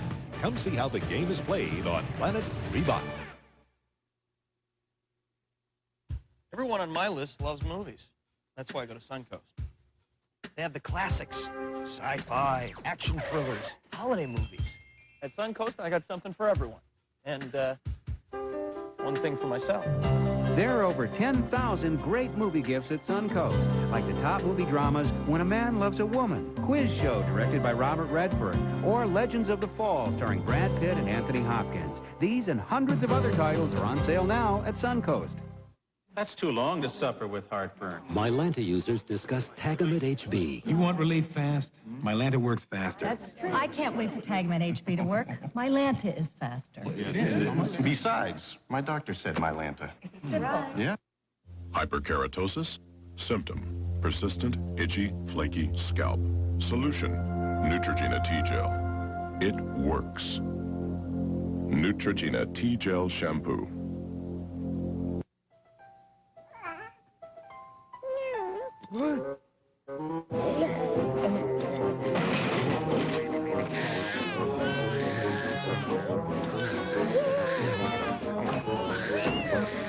Before making any rash medical decisions in the middle of the night, you might want to call us first.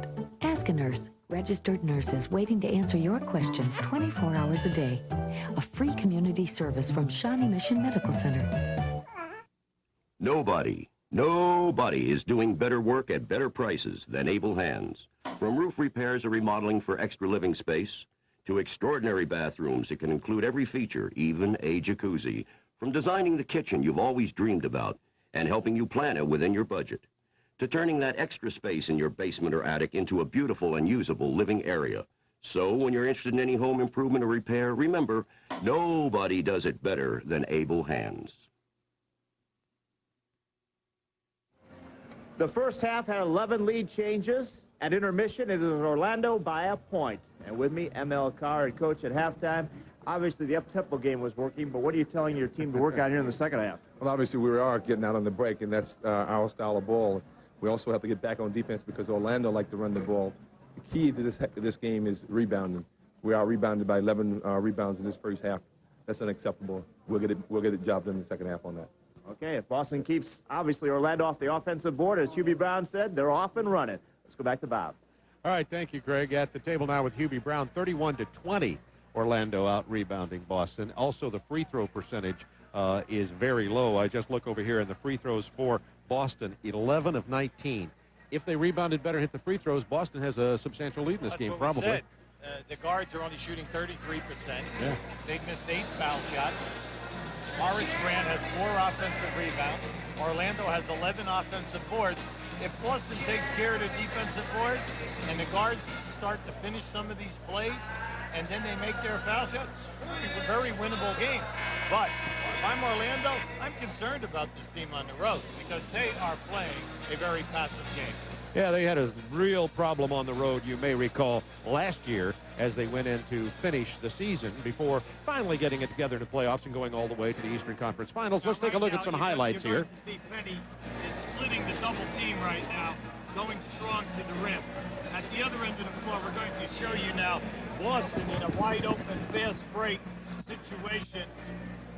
And Hubie, we're having problems with your microphone, so while we make a change here, we'll take a look at that fast break. It comes off the turnover and the leak out to Boston and the Celtics run. This is Rick Fox handling the ball well and making the nice pass inside to Dino Raja, who hits his pull-up Robert Parrish-style jumper.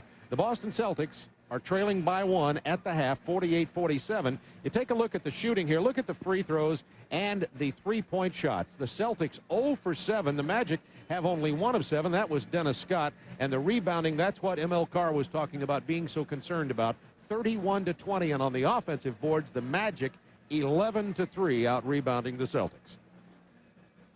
And we're just minutes away from tip-off to start the second half here with Orlando leading it 48-47. Remember, on Wednesday night, Boston got Phoenix in this building, 113-109. The leading scorers here is Raja and Fox with 8 each, and Eric Williams off the bench, the rookie from Providence, playing very well with 7. And the Celtics have stayed in the game with balanced scoring. 13 points for Anthony Hardaway leads the way for Orlando. Horace Grant has 10. Dennis Scott has 9, and off the bench, Brian Shaw has 6. Underway with Sherman Douglas, Rick Fox, Dino Raja, Eric Montross, and D. Brown on the floor for the Celtics. Remember, Montross with 3 personal fouls, and we get Concact with a very quick one here to open this game, and that'll be 2 for John to open the second half. Well, I think you have to like their game plan, and that is power basketball. Go down inside, let Raja and Montross work and see what they can do. And up until now, we're getting fouls, we're getting easy shot attempts. Here is Dino Raja, has 8 in the first half, being played by Horace Grant. D. Brown gets the pick and the pull-up jumper from 18. D. Brown on the baseline over Nick Anderson, and D. Brown has 4 in the game. Yeah, he's 1 for 3.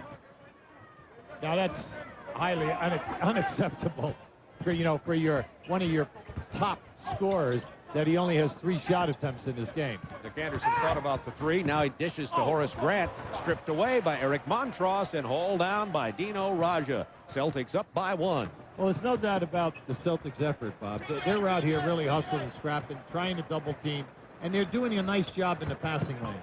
Rick Fox is posted down low against Scott. Raja is going to drive and hit the miss. A little jumper in the paint, and Horace Grant pulls down his 9th rebound. 10:46 to go, early third quarter from the Fleet Center in Boston, right next door to the old Boston Garden. Matter of fact, as Craig Sager said at the beginning of the game, they're only 9 inches apart. That's how close this new building is. Well, I like that strategy. Double team the post-up people quick and force Orlando to make the threes. Right now, they're 1 for 8 in this game so far in three-point shooting. That was a great save by D. Brown on the bad pass. 8 seconds on the shot clock. Here comes Montross trying to get in the paint. Now 5 seconds, 4 seconds. Raja's pull-up jumper. Oh, he can make that. He can make that 17 to 18-foot jump shot. Dino Raja with 10 points, the first Celtic in double figures, and we're 2 minutes into the third quarter. Boston with a 3-point lead. Dennis Scott will take that 3. That's his 2nd of the night. 3 points. Tied at 51.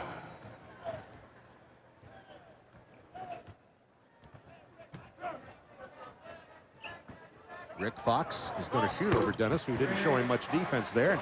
Fox pulled it up and knocked it down, and now Fox and Raja both with 10 points. Boston by 2. Well, Rick Fox is having a nice game. He's got 10 points, 4 assists, and 4 steals. Now he's down inside right now on Scott. Knocked that one away. Well, he's a very active defensive player, and he's always been a good substitute. This year he's getting an opportunity with Dominique Wilkins going overseas to play in Greece, and also Xavier McDaniel going over to play in Greece. Here's off the curl. Dennis Scott pulling up and knocking it down. It's tied at 53 out of Georgia Tech. Talk to the young Georgia Tech point guard, Stephon Marbury. just the other day. Of course, he's had brothers who've played in college before, and I found him very impressive mentally with a great attitude down for Bobby Cremmen's Georgia Tech Yellow Jackets. Well, you're talking about a great talent. He's got it all because he can score, dribble, defend, and he has range. And his head screwed on pretty good. I found that very impressive. Rick Fox is called for the foul. That's his third. And Nick Anderson, will he ever, Hubie, will Nick Anderson ever live down as good a player as he is the missed free throws last year in the playoffs? Well, you know, that's every time you see something written about him, they write that.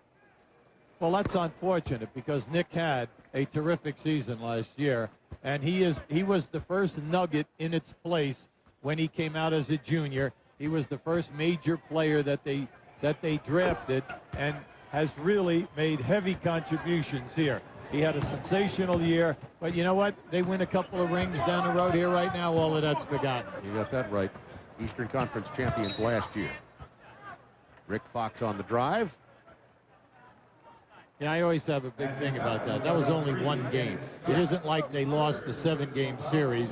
You know, they were based on swept. that. It was 4-0. Exactly. So, I mean, how people, you know, you got to get off an issue like that once in a while.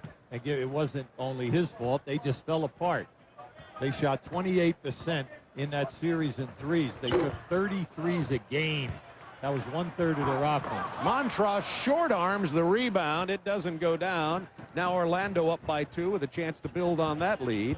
8:26 to go in the third quarter. The fadeaway from Dennis Scott.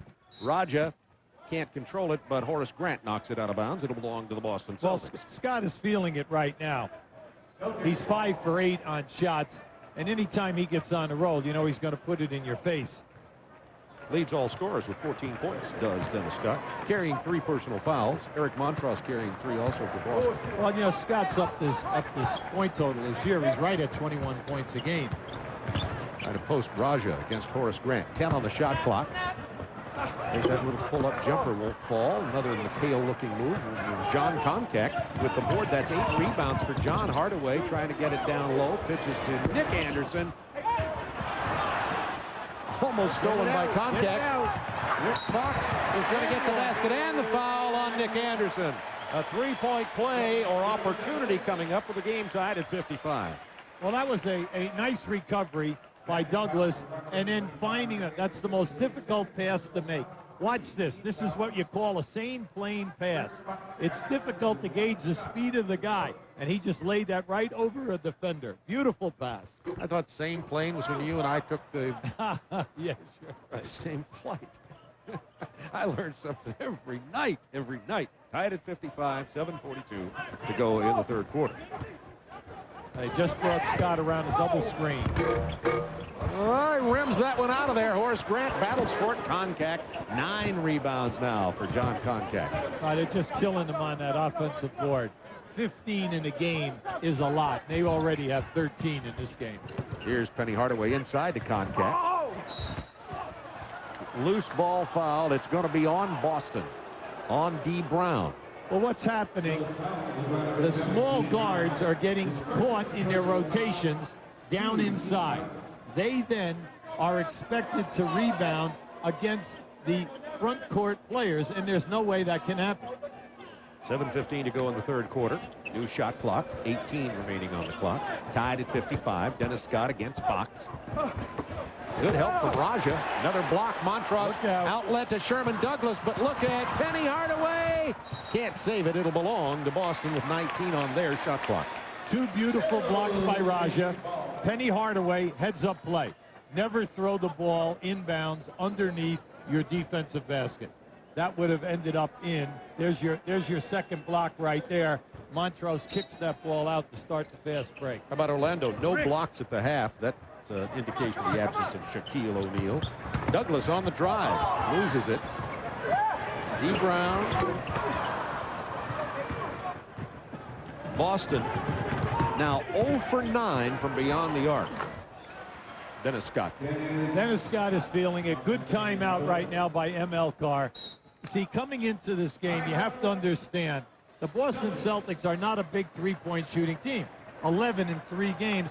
They've only made 2, 17%. The NBA on TNT is brought to you by Nike, who encourages you to participate in the lives of America's youth, and by Chevrolet Trucks. Hey, Benny, what do they call these shoes anyway? Air Penny.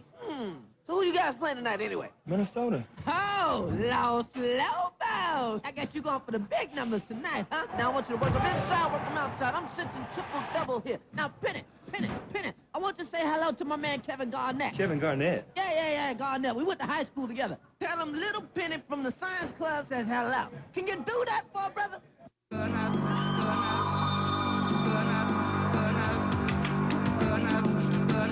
With the Vortec engine in a Chevy S-Series, you can go around the world 4 times before you have to stop for a tune-up.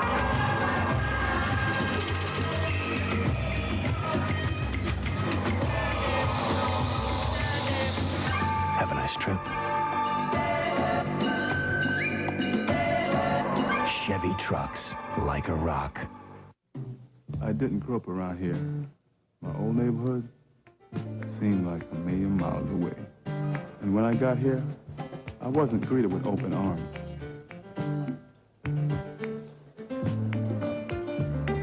So I did what I had to do. I fought back by walking away. In front of everybody, I walked away. Peace.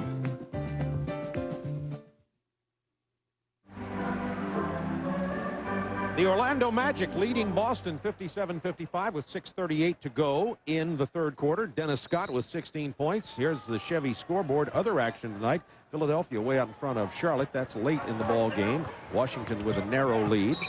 And the rest of the league, you see Miami hammering New Jersey. Cleveland struggling to score points, and Detroit on their way to what would be their second win. And Sacramento at Indiana minus Larry Brown. Portland and Minnesota in a close one. Chevy scoreboard. This is, by the way, tonight, the first sellout in Fleet Center history, 18,624.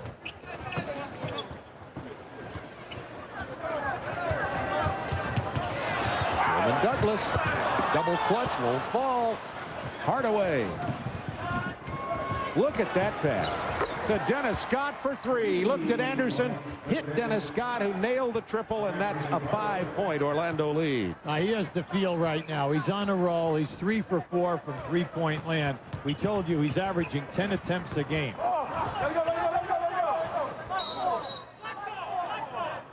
See, right now, that was a cardinal sin of basketball. Fox had a chance to kick that ball before it went out of bounds. You never let the ball go out of bounds and then allow the referees to make a decision. Just take the ball. You know you have it.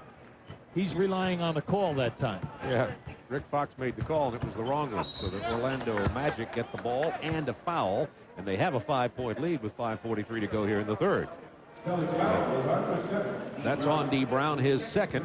Rick Fox has 3 personals. Montross has 3 personals. Nobody else with more than 3 for Boston. Koncak and Scott carry 3 for the Orlando Magic. Anderson has 2 shots for the Magic.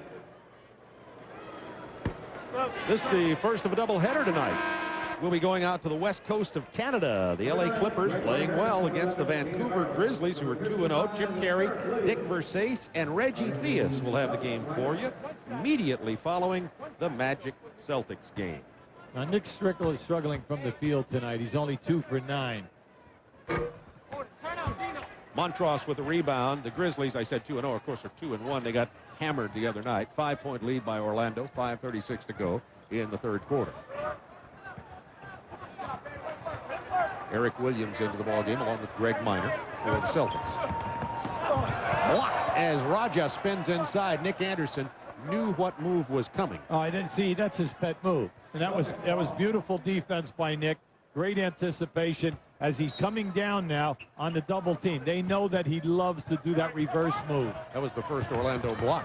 Dana Barros pulling up for the 15-footer from the left side. And Orlando up by 3. Barros now with 6 points.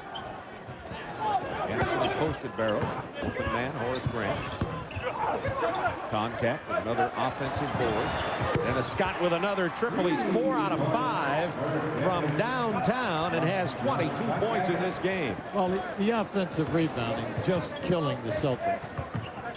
Because every time that it's happening in this half, Dennis Scott is coming through with a three-point shot. Now they have 14 for the game right now.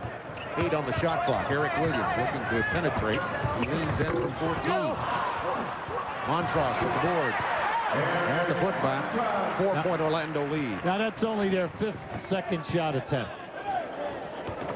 Inside to Hardaway. Over Barrows. Open man. And the ball is going to go across half court, but it was touched by Boston. Oh, my. Contact. Once again, they get hurt with a second shot attempt. See, the referee in the backcourt ruled that the ball was tipped. That's why he did not call a backcourt call. Dana Barrows being defended by Penny Hardaway down inside to Raja against Horace Grant. Raja up and under. Draws the foul. That's the Kevin McHale move. Kevin had about 6 pet moves. I think Raja has about 4. Well, Raja has a nice game, but he does everything in slow motion. Plus, he does not have the fadeaway shot that made McHale so dangerous. If you notice, if he doesn't take the hooks, he'll do the up and under and come right back into you looking for the contact. Now, is that replay in regular speed or slow-mo there? No, we didn't use slow-mo. Dino Raja. That's why I said Larry Bird and Robert Parrish played in slow motion. We never had to use the slow motion camera. Unfortunately, they read the defense as well as 2 guys ever in the history of the game. Robert Parrish still playing at 42 years of age in Charlotte. Charlotte, pretty nice looking team even after the loss of Alonzo Mourning. They're losing tonight to Philadelphia, though, by 10 late in that ball game. Charlotte. Horace Grant for 19. Right now, in this quarter, Penny Hardaway is saying, double team me. I'm hitting the top. Grant, if you're open, great. If not, rotate it to the second pass. Anderson will be open. Penny Hardaway now with 8 assists. 6-point Orlando lead. Open is Raja. Going to take it to the hoop. There's into the baseline floater. Montross was outpositioned by John Concat. Hardaway. He's on fire now. Scott misses. Tip. Horace Grant. And Horace Grant has 14 to go with 13 rebounds. That's his 5th offensive rebound, Bob. He's averaging 5 in the first 4 games. And let's face it, that is the big difference in this game. And the Boston Celtics now trailing by their largest margin of the game, 69-61. 5 on the shot clock. Montross with 3 on the shot clock. Raja keeps it alive, and we have a loose ball foul on Boston. It's on Eric Williams, and we have a timeout on the floor with an 8-point Orlando lead. Bulls Magic, Tuesday at 8 on TNT. Like a rock, I was strong as I could be. Like a rock, nothing ever got to me. Introducing the most powerful line of engines ever in a Chevy truck, Vortec. Like a rock. Chevy, the most dependable, longest-lasting trucks on the road. If you refuse to be seen in bifocals, as I do, Verilux from Island Optical is the perfect disguise.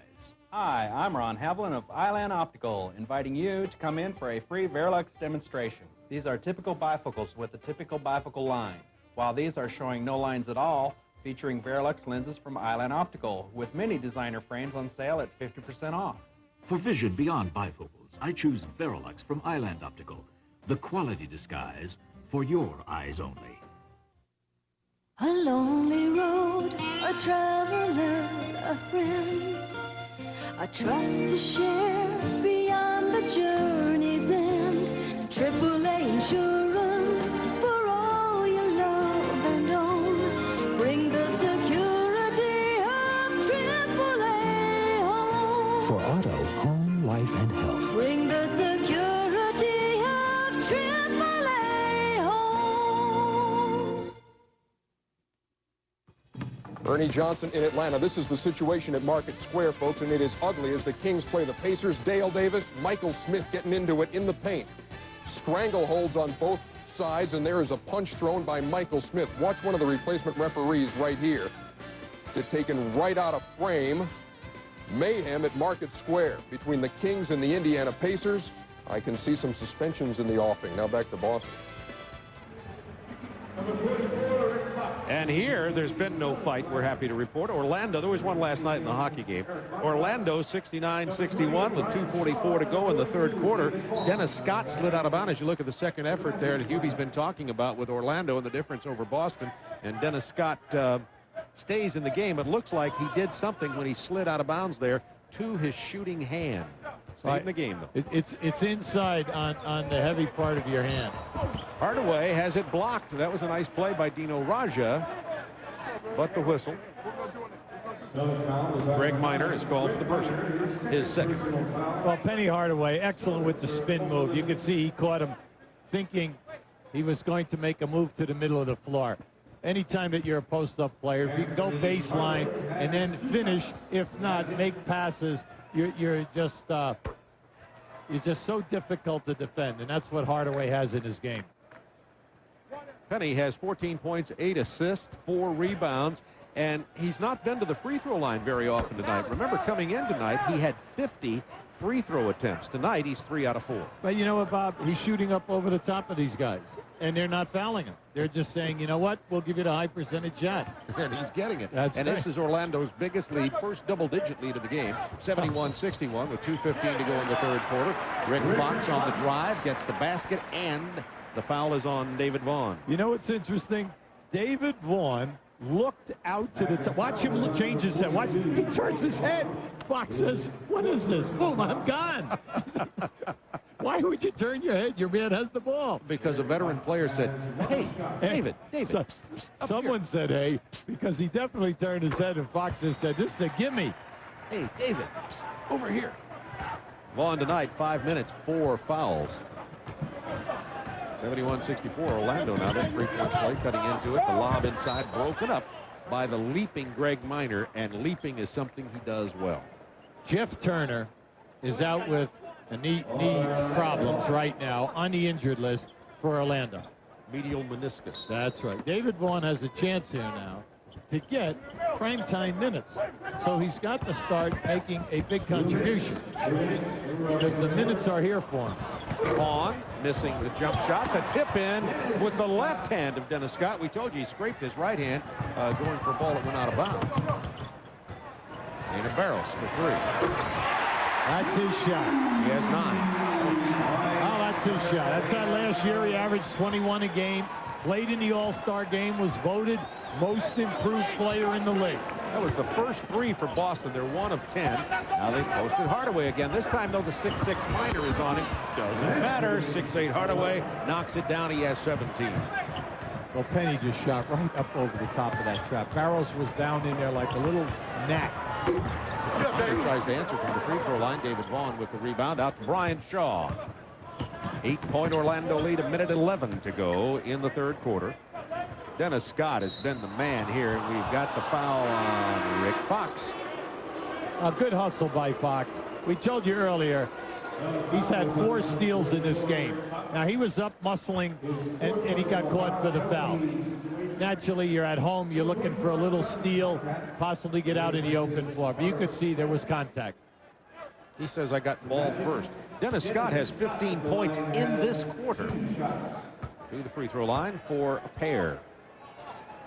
Well, Dennis has the record in Orlando for points in a quarter. Last spring against Milwaukee, he registered 20 points in a quarter. Now, a lot of people would think, well, now, wait a second. I'd take Shaquille O'Neal or I'd take Hardaway in that stat. Yeah, but no. And Dennis, that was his 16th point here. This will be 17 if he knocks it down. Has a total of 25 in the game. With 1:06 to go in the third quarter. So that's 17, only 3 below his record of points in a quarter with 1:05 to go. All he needs is 1 more triple to tie it. And believe me, he'll take it if he has it. Here's Eric Williams. Quick inside block. Was it Hardaway got that? Hardaway blocked the shot, but isn't it interesting? Dennis Scott is laying off of Williams 8 feet, and that's how you should play him. Make him take the outside shot. Now, watch the swat come in right there. Now, that was beautiful. What have we noticed so far? Eric Williams does not pass the ball very often. Greg Minor didn't pass the ball very well. He was looking for Raja, and here comes Orlando with a 10-point lead and possession with 40 seconds to go in the third. Shaw. Rebound, Greg Minor. You got to think Greg Minor's going to get more playing time with these tiny Boston guards. Well, I think once he gets himself in physical shape, Bob, he missed the majority of the exhibition season with hamstring problems. That was Hardaway again. You know, every phase of Penny Hardaway's game has been exceptional here in the early part of the season. He has done what you ask stars to do in injury situation, and that is step up and take the slack. Plus, he's playing over 40 minutes a game. They have a lot of people playing over 40. Dana Barros inside to Montross. Can't get it up, but here comes Barros in and out of there. Montross couldn't keep it alive. 9.7 remaining in the third quarter. Celtics have it with 9.7 seconds. Orlando continues to trap Barros on every screen and roll. The Celtics have poor spacing. Barros does not know where to go for the pass once he's trapped. With 3 seconds, Barros tried to make the pass.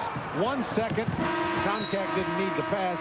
John could have pulled the trigger at half court. Nevertheless, Orlando leads at 77-67. 12 minutes of basketball remaining in this game. Orlando outscores Boston 29-20 in that period, behind 17 from Dennis Scott.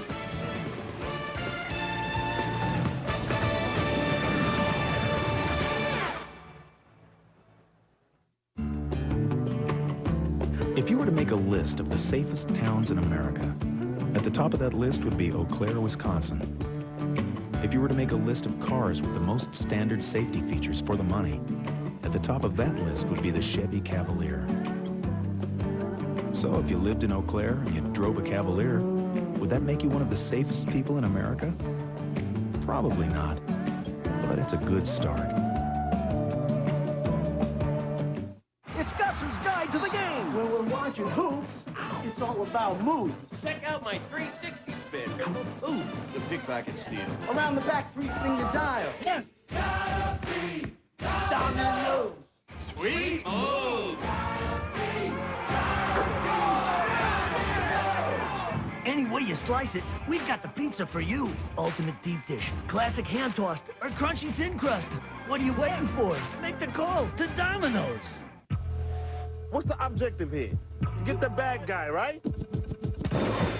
You'd never guess they were family. This is your brother? Say it loud. I'm black and I'm proud. You'd never know they were cops. You're not gonna hit him. Why not? Because I'm gonna hit him. But beneath the streets, they ruled the rails. Wesley Snipes, Woody Harrelson, Money Train, rated R. At theaters November 22nd. How many times I told my dad to see a doctor? He was stubborn. But the pain in his stomach just wouldn't go away. He had to go. You should have seen the relief on his face when the doctor said Mylanta. Mylanta is fast, soothing relief. In fact, even with all the new heartburn medicines available today, doctors recommend Mylanta most for heartburn and acid indigestion. My doctor said Mylanta.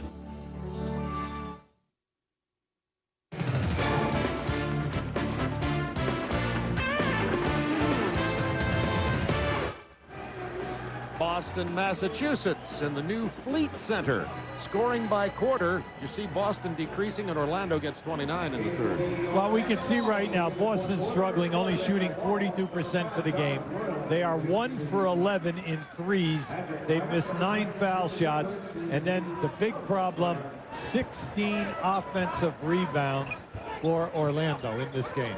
15 is a ton for a full 48 minutes. Into the paint. Nice play by Brian Shaw. That's the biggest lead of the game for Orlando, 79-67. We have 11:30 remaining in this contest from the new Fleet Center. The lob. Oh! inside to the leaping Greg Minor, but once again, interior defense from Orlando. They've out-rebounded Boston and outplayed them inside on both ends of the floor. 15 on the shot clock. Eric Williams inbound. Well, the first half, Orlando definitely was playing like they were asleep, sleeping, and just could not get anything going. There's that quick first step from Eric Williams, and he draws the foul as Vaughn had to step in and help out. If that's on Vaughn, that'll be 5. I'll tell you, though, that first step is big time. He just blows right by his man. And I don't care who's guarding. They can have a 6'9" guy or a 6'5" guy. He's taking everyone off the dribble. And then if you are slow on the rotation, he's right up at the rim. Williams at the free throw line again. Eric Williams, the rookie from Providence. Game 2 of our doubleheader. The LA Clippers and Vancouver Grizzlies. Chip Carey, Dick Versace, and Reggie Theus. Immediately following the Magic Celtics game, we'll go out to the west coast of Canada in one of the most beautiful areas in North America. Vancouver, new franchise. Hubie, why don't we get a trip out there? Who do we need to talk to? Yeah. You handle it. Well, Williams right now is 7 for 11 from the foul line. And he's done all that in 20 minutes of play. Ryan Shaw trying to back in Sherman Douglas. He'll go back down to him. Open man is David Vaughn. I think they wanted the open man to be somebody else. Brian Shaw from the corner knocks it down for Orlando. Another offensive rebound. See, once again, the second shot attempts are just burying the Celtics. All 5 guys have got to get in there and rebound. You cannot be leaking out on the break. You've got to get the ball first. Montross with a jump hook. He draws the foul from John Koncak. And let's go to Ernie Johnson in Atlanta. All right, thank you very much, Bob Neal. How about some TNT bonus coverage? The Washington Bullets with a 2-point lead, 109-107 over the Knicks. Closing seconds, Mel Proctor, Phil Chenier with a live call. With Hubert Davis. 4.8 seconds left. Derek Harper for the game winner. He gives the Knicks the lead, 110-109 with 2.2 seconds left. A backbreaker by Harper. This is the first time the Knicks have led since midway through the first quarter. And they had all their guns in there, all the weapons. You see Robert Pax standing off of Harper just a little bit. Doesn't want him to get around him, but Harper gets a pretty good look.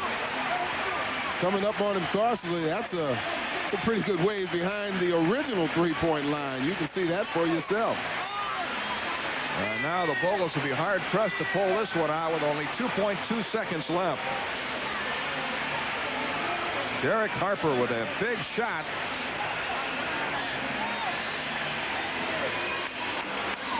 This would be a shame if the Bullets lost this one as well as they played tonight. They've outshot the Knicks from the floor. They've out-rebounded them. They had more fast break points. Yeah. And really have played good defense as well against a team that's traditionally the #1 defensive team in the league. At least over the last three or 4 years.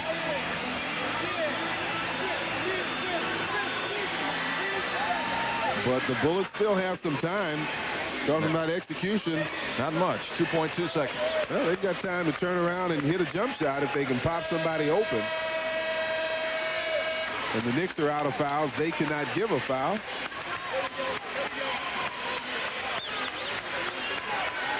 Bullets will go with Pack, Butler, Chaney, Howard, and Wallace. Butler will inbound in midcourt. The thing about it, again, with 2.2 seconds, they do have time to catch, turn, and shoot the ball.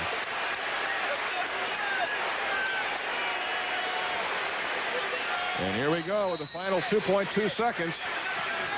Butler looking into Rasheed. Butler can't get off a shot, collides with Ewing. No foul called, and that's the ball game. The Knicks win it on Derek Harper's three-pointer. So our first chunk of bonus coverage of the season just in time to see Derek Harper break the Bullets' hearts. 110-109, that's 14 straight New York wins over the Washington Bullets, and the Bullets have nobody but themselves to blame. Down the stretch in the last minute, they missed 5 out of 6 from the foul line. Let's go back to Boston.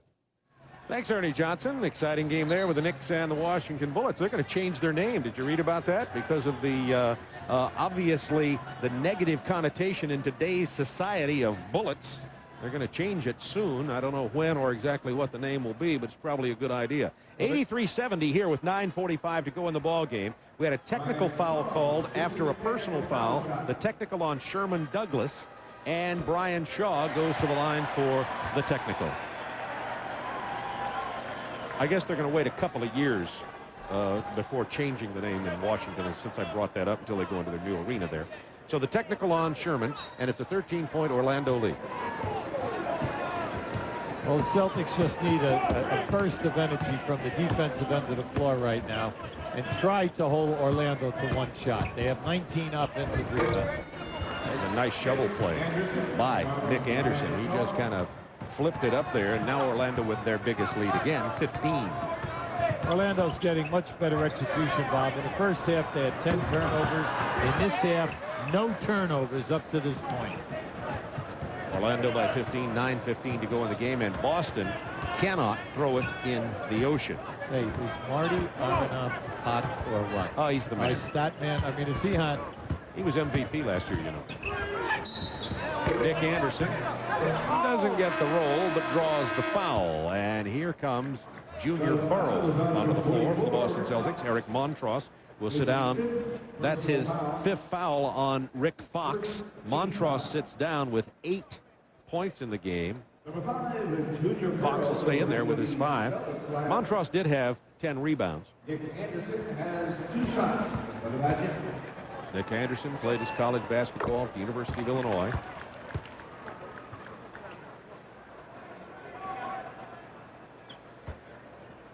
First sellout at Fleet Center. They've been, you know, the Boston Garden held like 14 and change, 14-8, I believe, and they sold that out for like umpteen thousand straight times. Then they move into the Fleet Center and did increase the attendance. They've been averaging like 17.5 this year, but this is the first sellout of 18,620 at the new Fleet Center. Well, a major issue there was when Larry Bird was drafted, they sold out every single game that Larry Bird played in that building right up to a year ago. The streak was finally ended a year ago. Now that is covering many a game. 89-72, Orlando having their way here with 8:26. You might ask, do the Boston Celtics have a run left? You'd see those blocks and you think no. I think right now they're playing with no energy. That's what kept them in business in the first half. Raja is fouled as he gets inside. Dino Raja, who has 12 points for the Celtics, had 8 at the half, 4 in this quarter. I tell you, anytime that you're a coach and you're trying to put in a new philosophy style of play, and you say, we're going to play up-tempo basketball, fast break, get it in, get it up the floor, that's great, except you have to defend. You must hold teams to one shot. Now, when they did that tonight, like they did in the first half, they had 2-on-1, 3-on-1 fast breaks. Now, all of a sudden, Orlando's shooting a higher percentage this half. They're not turning the ball over. And every time they do miss, they're crushing the offensive boards. And they have 19 second shot attempts. You can't run. Now your offensive philosophy is dormant. Now show me your half-court game. What kind of a half-court offense do you have? See some of the finals coming in from the NBA here. Detroit gets their second win by 20 over Cleveland. The Cleveland franchise struggling to score this year. Doherty still on the injured list. Lost Mark Price. Mark Price went to Washington. He's going to be out a couple of months. Well, how about Hill in the freak accident where he gets rear-ended going to the game the other night? And I feel very sorry for him because he's in a hospital and he's having difficulty on his right side, not only with his arm but also his leg. Let's hope that he gets back. Yeah, Mike Fratello with his hands full trying to coach around all the missing players and the injuries. Nick Anderson goes for the offside to get the lay-in, and Orlando is now building near the 20-point lead. Rick Fox playing in the game with 5. Junior Burrow has it stripped away. That was Nick Anderson, and here is Brian Shaw. Orlando showing that even without Shaquille O'Neal, they're a very talented team. Now, we all knew that, but when you miss somebody of that caliber, you think, will they collapse? Well, they're on their way to being 4-1 early in this season. Shaw missing, got his own offensive board, and that was blocked by Dino Raja, then stolen by Donald Royal. They call a kick ball, and they'll recycle the shot clock, and the Celtics will have it. The main thing for Orlando, they play 10 of their first 15 games at home, that they've got to win those home games. And then when they're playing teams that are not going to be in the playoffs, they must defeat those teams. And if they win this game tonight, they're doing a good job against the teams in the East. David Wesley knocks down a 2, and it's 91-76. 7:07, a lot of time to go, but Boston showing right now no signs of a comeback. They look lethargic. Into Brian Shaw. Again, the post-up height advantage out to Horace Grant with a 19-footer. Rebound, Junior Burrow. David Wesley for 3. Nobody there for the boards. One shot and out. Very quiet crowd. This place, the Fleet Center, is nice. They have gold seats like they had in the Boston Garden, the same parquet floor. The banners are in here, but the building, of course, it reflects the play somewhat, but the building is certainly not as noisy. Donald Royal from 17.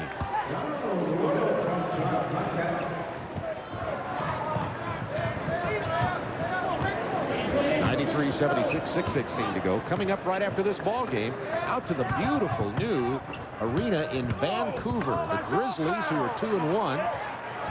No whistle coming. Fox knocked down the jumpers. Will take on the surprising L.A. Clippers. Hubie, you've done a few of their games locally, the L.A. Clippers, and you say you think they look better this year. Oh, they definitely do. They have a size now. When they picked up Brian Williams and Rogers from Denver, that gave them size. Roberts at 7 foot is back. So you add that to Lloyd Bott, into Outlaw, into Murray. All of a sudden now they have 6 quality players up front. Rick Barry's son is an excellent addition at the point guard position at 6'6". So they have added. If they just put any kind of a consistent perimeter game, they will be a nuisance out in the West. For the Miller Lite scoring summary. My son Shaq is a big guy, and when he gets a cold, he gets a big cold. When he was little, well, he never really was little. Our doctor recommended Robitussin for his big cough. Now that he's all grown up, Robitussin makes a cold formula, too. These little liquid gels can take care of 7 feet, 300 pounds of stuffiness, congestion, and coughs. Now, if they only had a formula for free throws. Robitussin cold formulas, recommended by Dr. Mom O'Neill. Adventurous nature lover seeks outdoor type for getaway weekends. Must like camping and hiking, interest in kayaking, a plus. Ownership of Jeep Cherokee, a definite plus. Social climbing highbrows need not apply. P.S. Please send picture of Jeep Cherokee.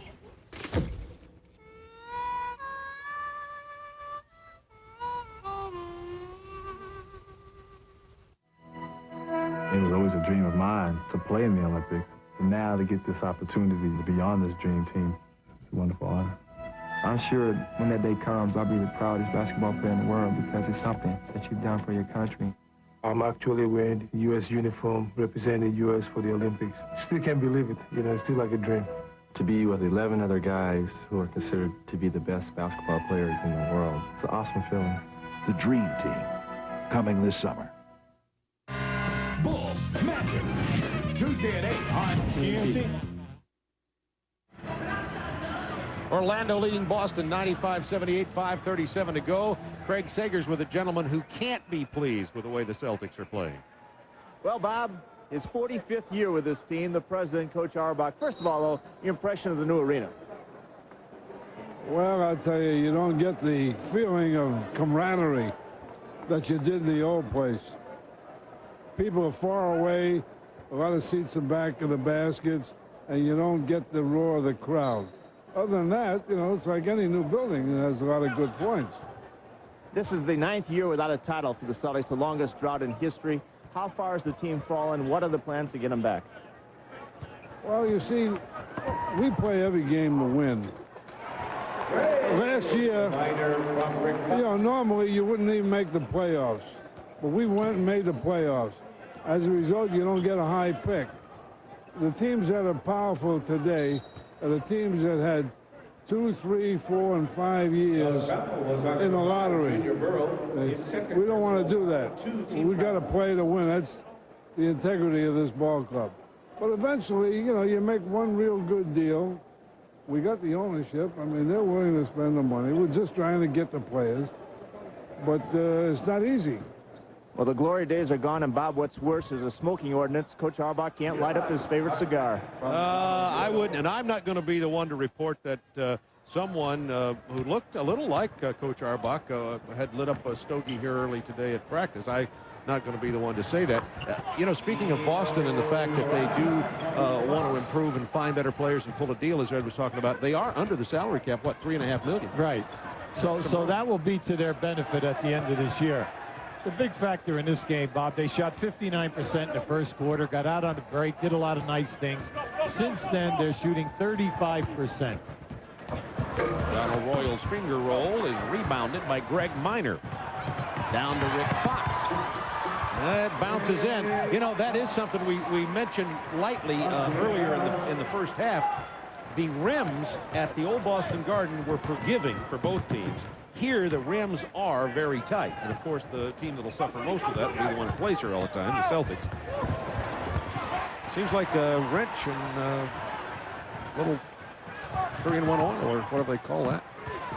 You can fix that. Dana Barros pulls the Celtics to within 11 with 3:52 to go. And Brian Hill says, wait a minute, that's too close.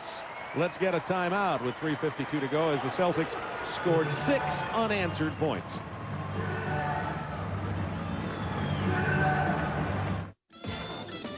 When you're looking for the place with the best for your car, when it's quality and service you need, but where your question gets an answer and your money goes far, getting it right is the key. Get to the motivated, celebrated, Federated Auto Parts. Federated, 2,600 stores offering expert advice and the best in brand name parts. Federated, gold-plated, dedicated, Federated Auto Parts. Need a little help shopping for a new car or truck? Go see one of the pros at Cable Dahmer Chevrolet Geo. Compare the new Chevy Cavaliers, Luminas, and Geo Prisms, or S10 Blazers, S10 trucks, or full-size trucks. The pros at Cable Dahmer will put you in the car or truck that's right for you at the lowest price with on-the-spot good neighbor financing. Don't give up. Let the pros at Cable Dahmer make things happen for you. Go to Cable Dahmer Chevrolet Geo on the Miracle Mile, Nolan Road, Independence. Nobody is doing better work at better prices than Able Hands. From roof repairs or remodeling for extra living space, to extraordinary bathrooms that can include every feature, even a jacuzzi, from designing the kitchen you've always dreamed about and helping you plan it within your budget, to turning that extra space in your basement or attic into a beautiful and usable living area. So when you're interested in any home improvement or repair, remember, nobody does it better than Able Hands. Well, it's not over yet. 3:52 to go, and Orlando leading it by 11. Boston showing a little sign of life with 6 unanswered points. Speaking of basketball, on Tuesday, a rematch of the Eastern Conference semifinals.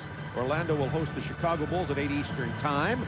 Vern Lundquist, Danny Ainge, and Craig Sager will have all that action. Then on TBS this Wednesday, a doubleheader to kick things off on the Superstation. It'll be Denver versus Phoenix with Dick Stockton. Welcome, Dick, to our family of broadcasters with Chuck Daly and Danny Ainge. Well, they're working Danny very hard, you know, and not paying him very much. Game 2, Dallas at the Lakers with Chip Carey. That's Chip Carey and Goose Givens. Welcome to all our new members of the Turner Sports family as we continue to bring you NBA action on TNT and TBS. Right now, the Celtics are in a half-court trap. They came out in a 1-2-2, and it definitely taken time off the clock. But that's the killer. Any time that a team runs a half-court trap on you, you get the ball into the middle of the floor, and then the press will falter, and then you can attack the basket either in a 2-on-1 or a 3-on-1 situation. M.L. Carr had never coached at any level of basketball. Of course, he played pro basketball for the Celtics. Remember his towel waving. M.L. Carr became general manager of the Celtics, and when he replaced Chris Ford, he interviewed some people and decided to select himself as head coach. He seemed, Hubie, as we talked to him today, to enjoy the job, but he is ready to admit, and admitted to you, of the veteran coach if you are, that he has a lot to learn. Well, of course he does. I mean, it's a different story from just being a player, all of a sudden now you have to worry about the clock, you have to worry about substitutions, rhythm of the game, tempo, matchups, taking people, and then put in a philosophy of offense and defense, a style of play with the team, which is not what you would call a playoff team. This team won 32 games in '94, 35 games last year. They made the playoffs, made the 8th spot, but from that team, 3 key guys are not here. Wilkins, McDaniels, and Derek Strong. 3 major contributors to that ball club. I think you said it well. There's no go-to guy either. When you get really in the clutch, I mean, Rick Fox has played well tonight. Dana Barros can play well. Dino Raja, but none of those would be considered at this point in the NBA even to consider a go-to guy. Well, and what will happen here is next week, Purvis Ellison will come back. And let's face it, ever since he's been in the league, he's averaged only 45 games a year that he plays. He's always injured. And his knee is not the one that was injured when he came. That's right. But if he will just help out here, they have to have some kind of an inside game. Burrow with the steal. Barrow on the break. And it's a 10-point Orlando lead with 3 minutes remaining. And Boston, who had played very lethargically in the 3rd quarter and early in the 4th, now in an 8-1 spurt. All right, they were in that 1-3-1 half-court trap that time. And open underneath. You can't give them that. It was stripped away, but the foul is called. Anytime that you attack a 1-3-1 or a 1-2-2, depending upon how they match up and come at you with the traps, get the ball into the middle of the floor. Take the traps, go over. Here's your trap, go over, and now get it into the middle. And once you go into the middle, everything breaks down. Now they handle that extremely well, took their time, backed it out, went right back down inside. Arroyo misses the free throw. It's still a 10-point game here. 2:45 to go. If Boston could throw a 3 in from somewhere, you'd think they had a chance, but tonight Boston's hit what, 1-3, I think. Dana Barros out of 13 attempts, he missed them both. Still a 10-point game. Plenty of time here. The main thing is you've got to get good percentage shots here. These players, a lot of new players playing with each other. 3 never played before with each other on the floor right now. Junior Burrow with the bucket in the paint, and it's an 8-point Orlando lead. 2:27 to go. Now see, they're coming down the floor and they match up with you, but as soon as you come up here to half court, all right, now they've taken the trap off and they're playing you man-to-man. Now they're just coming across the top. That's called run and jump. 10 on the shot clock. Hardaway penetrates. Somebody got a piece of it, but Horace Grant follows. See that? No basket. Wave the basket off. Well, the fans are excited. They thought the shot clock was going down. But see, this is the killer. You take it in the middle of the floor, and you take it right to the basket and force the rotating people to try to come for a block. Dino Raja now with 5 personal fouls. Big foul. But once again, when you're on the road, you've got to make the foul shots. Hardaway, coming into the game, was shooting at 78% clip. He's 3 out of 4 tonight.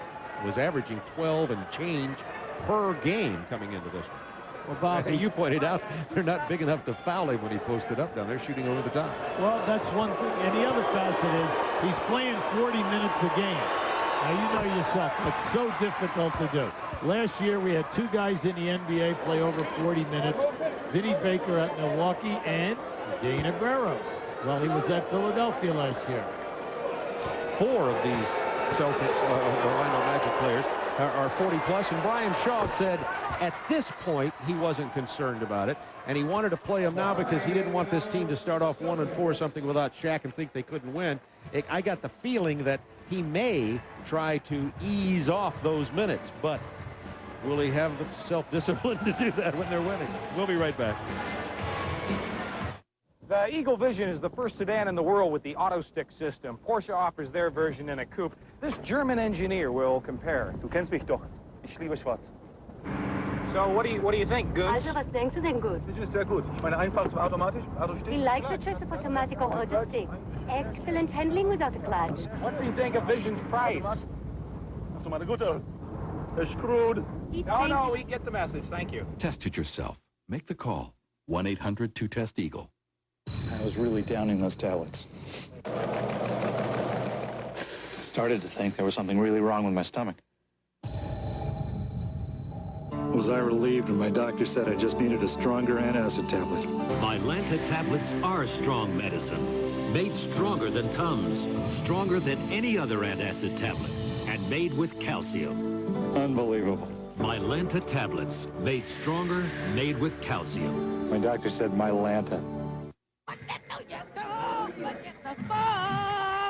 Hey, Benny! What do they call these shoes anyway? Air Penny.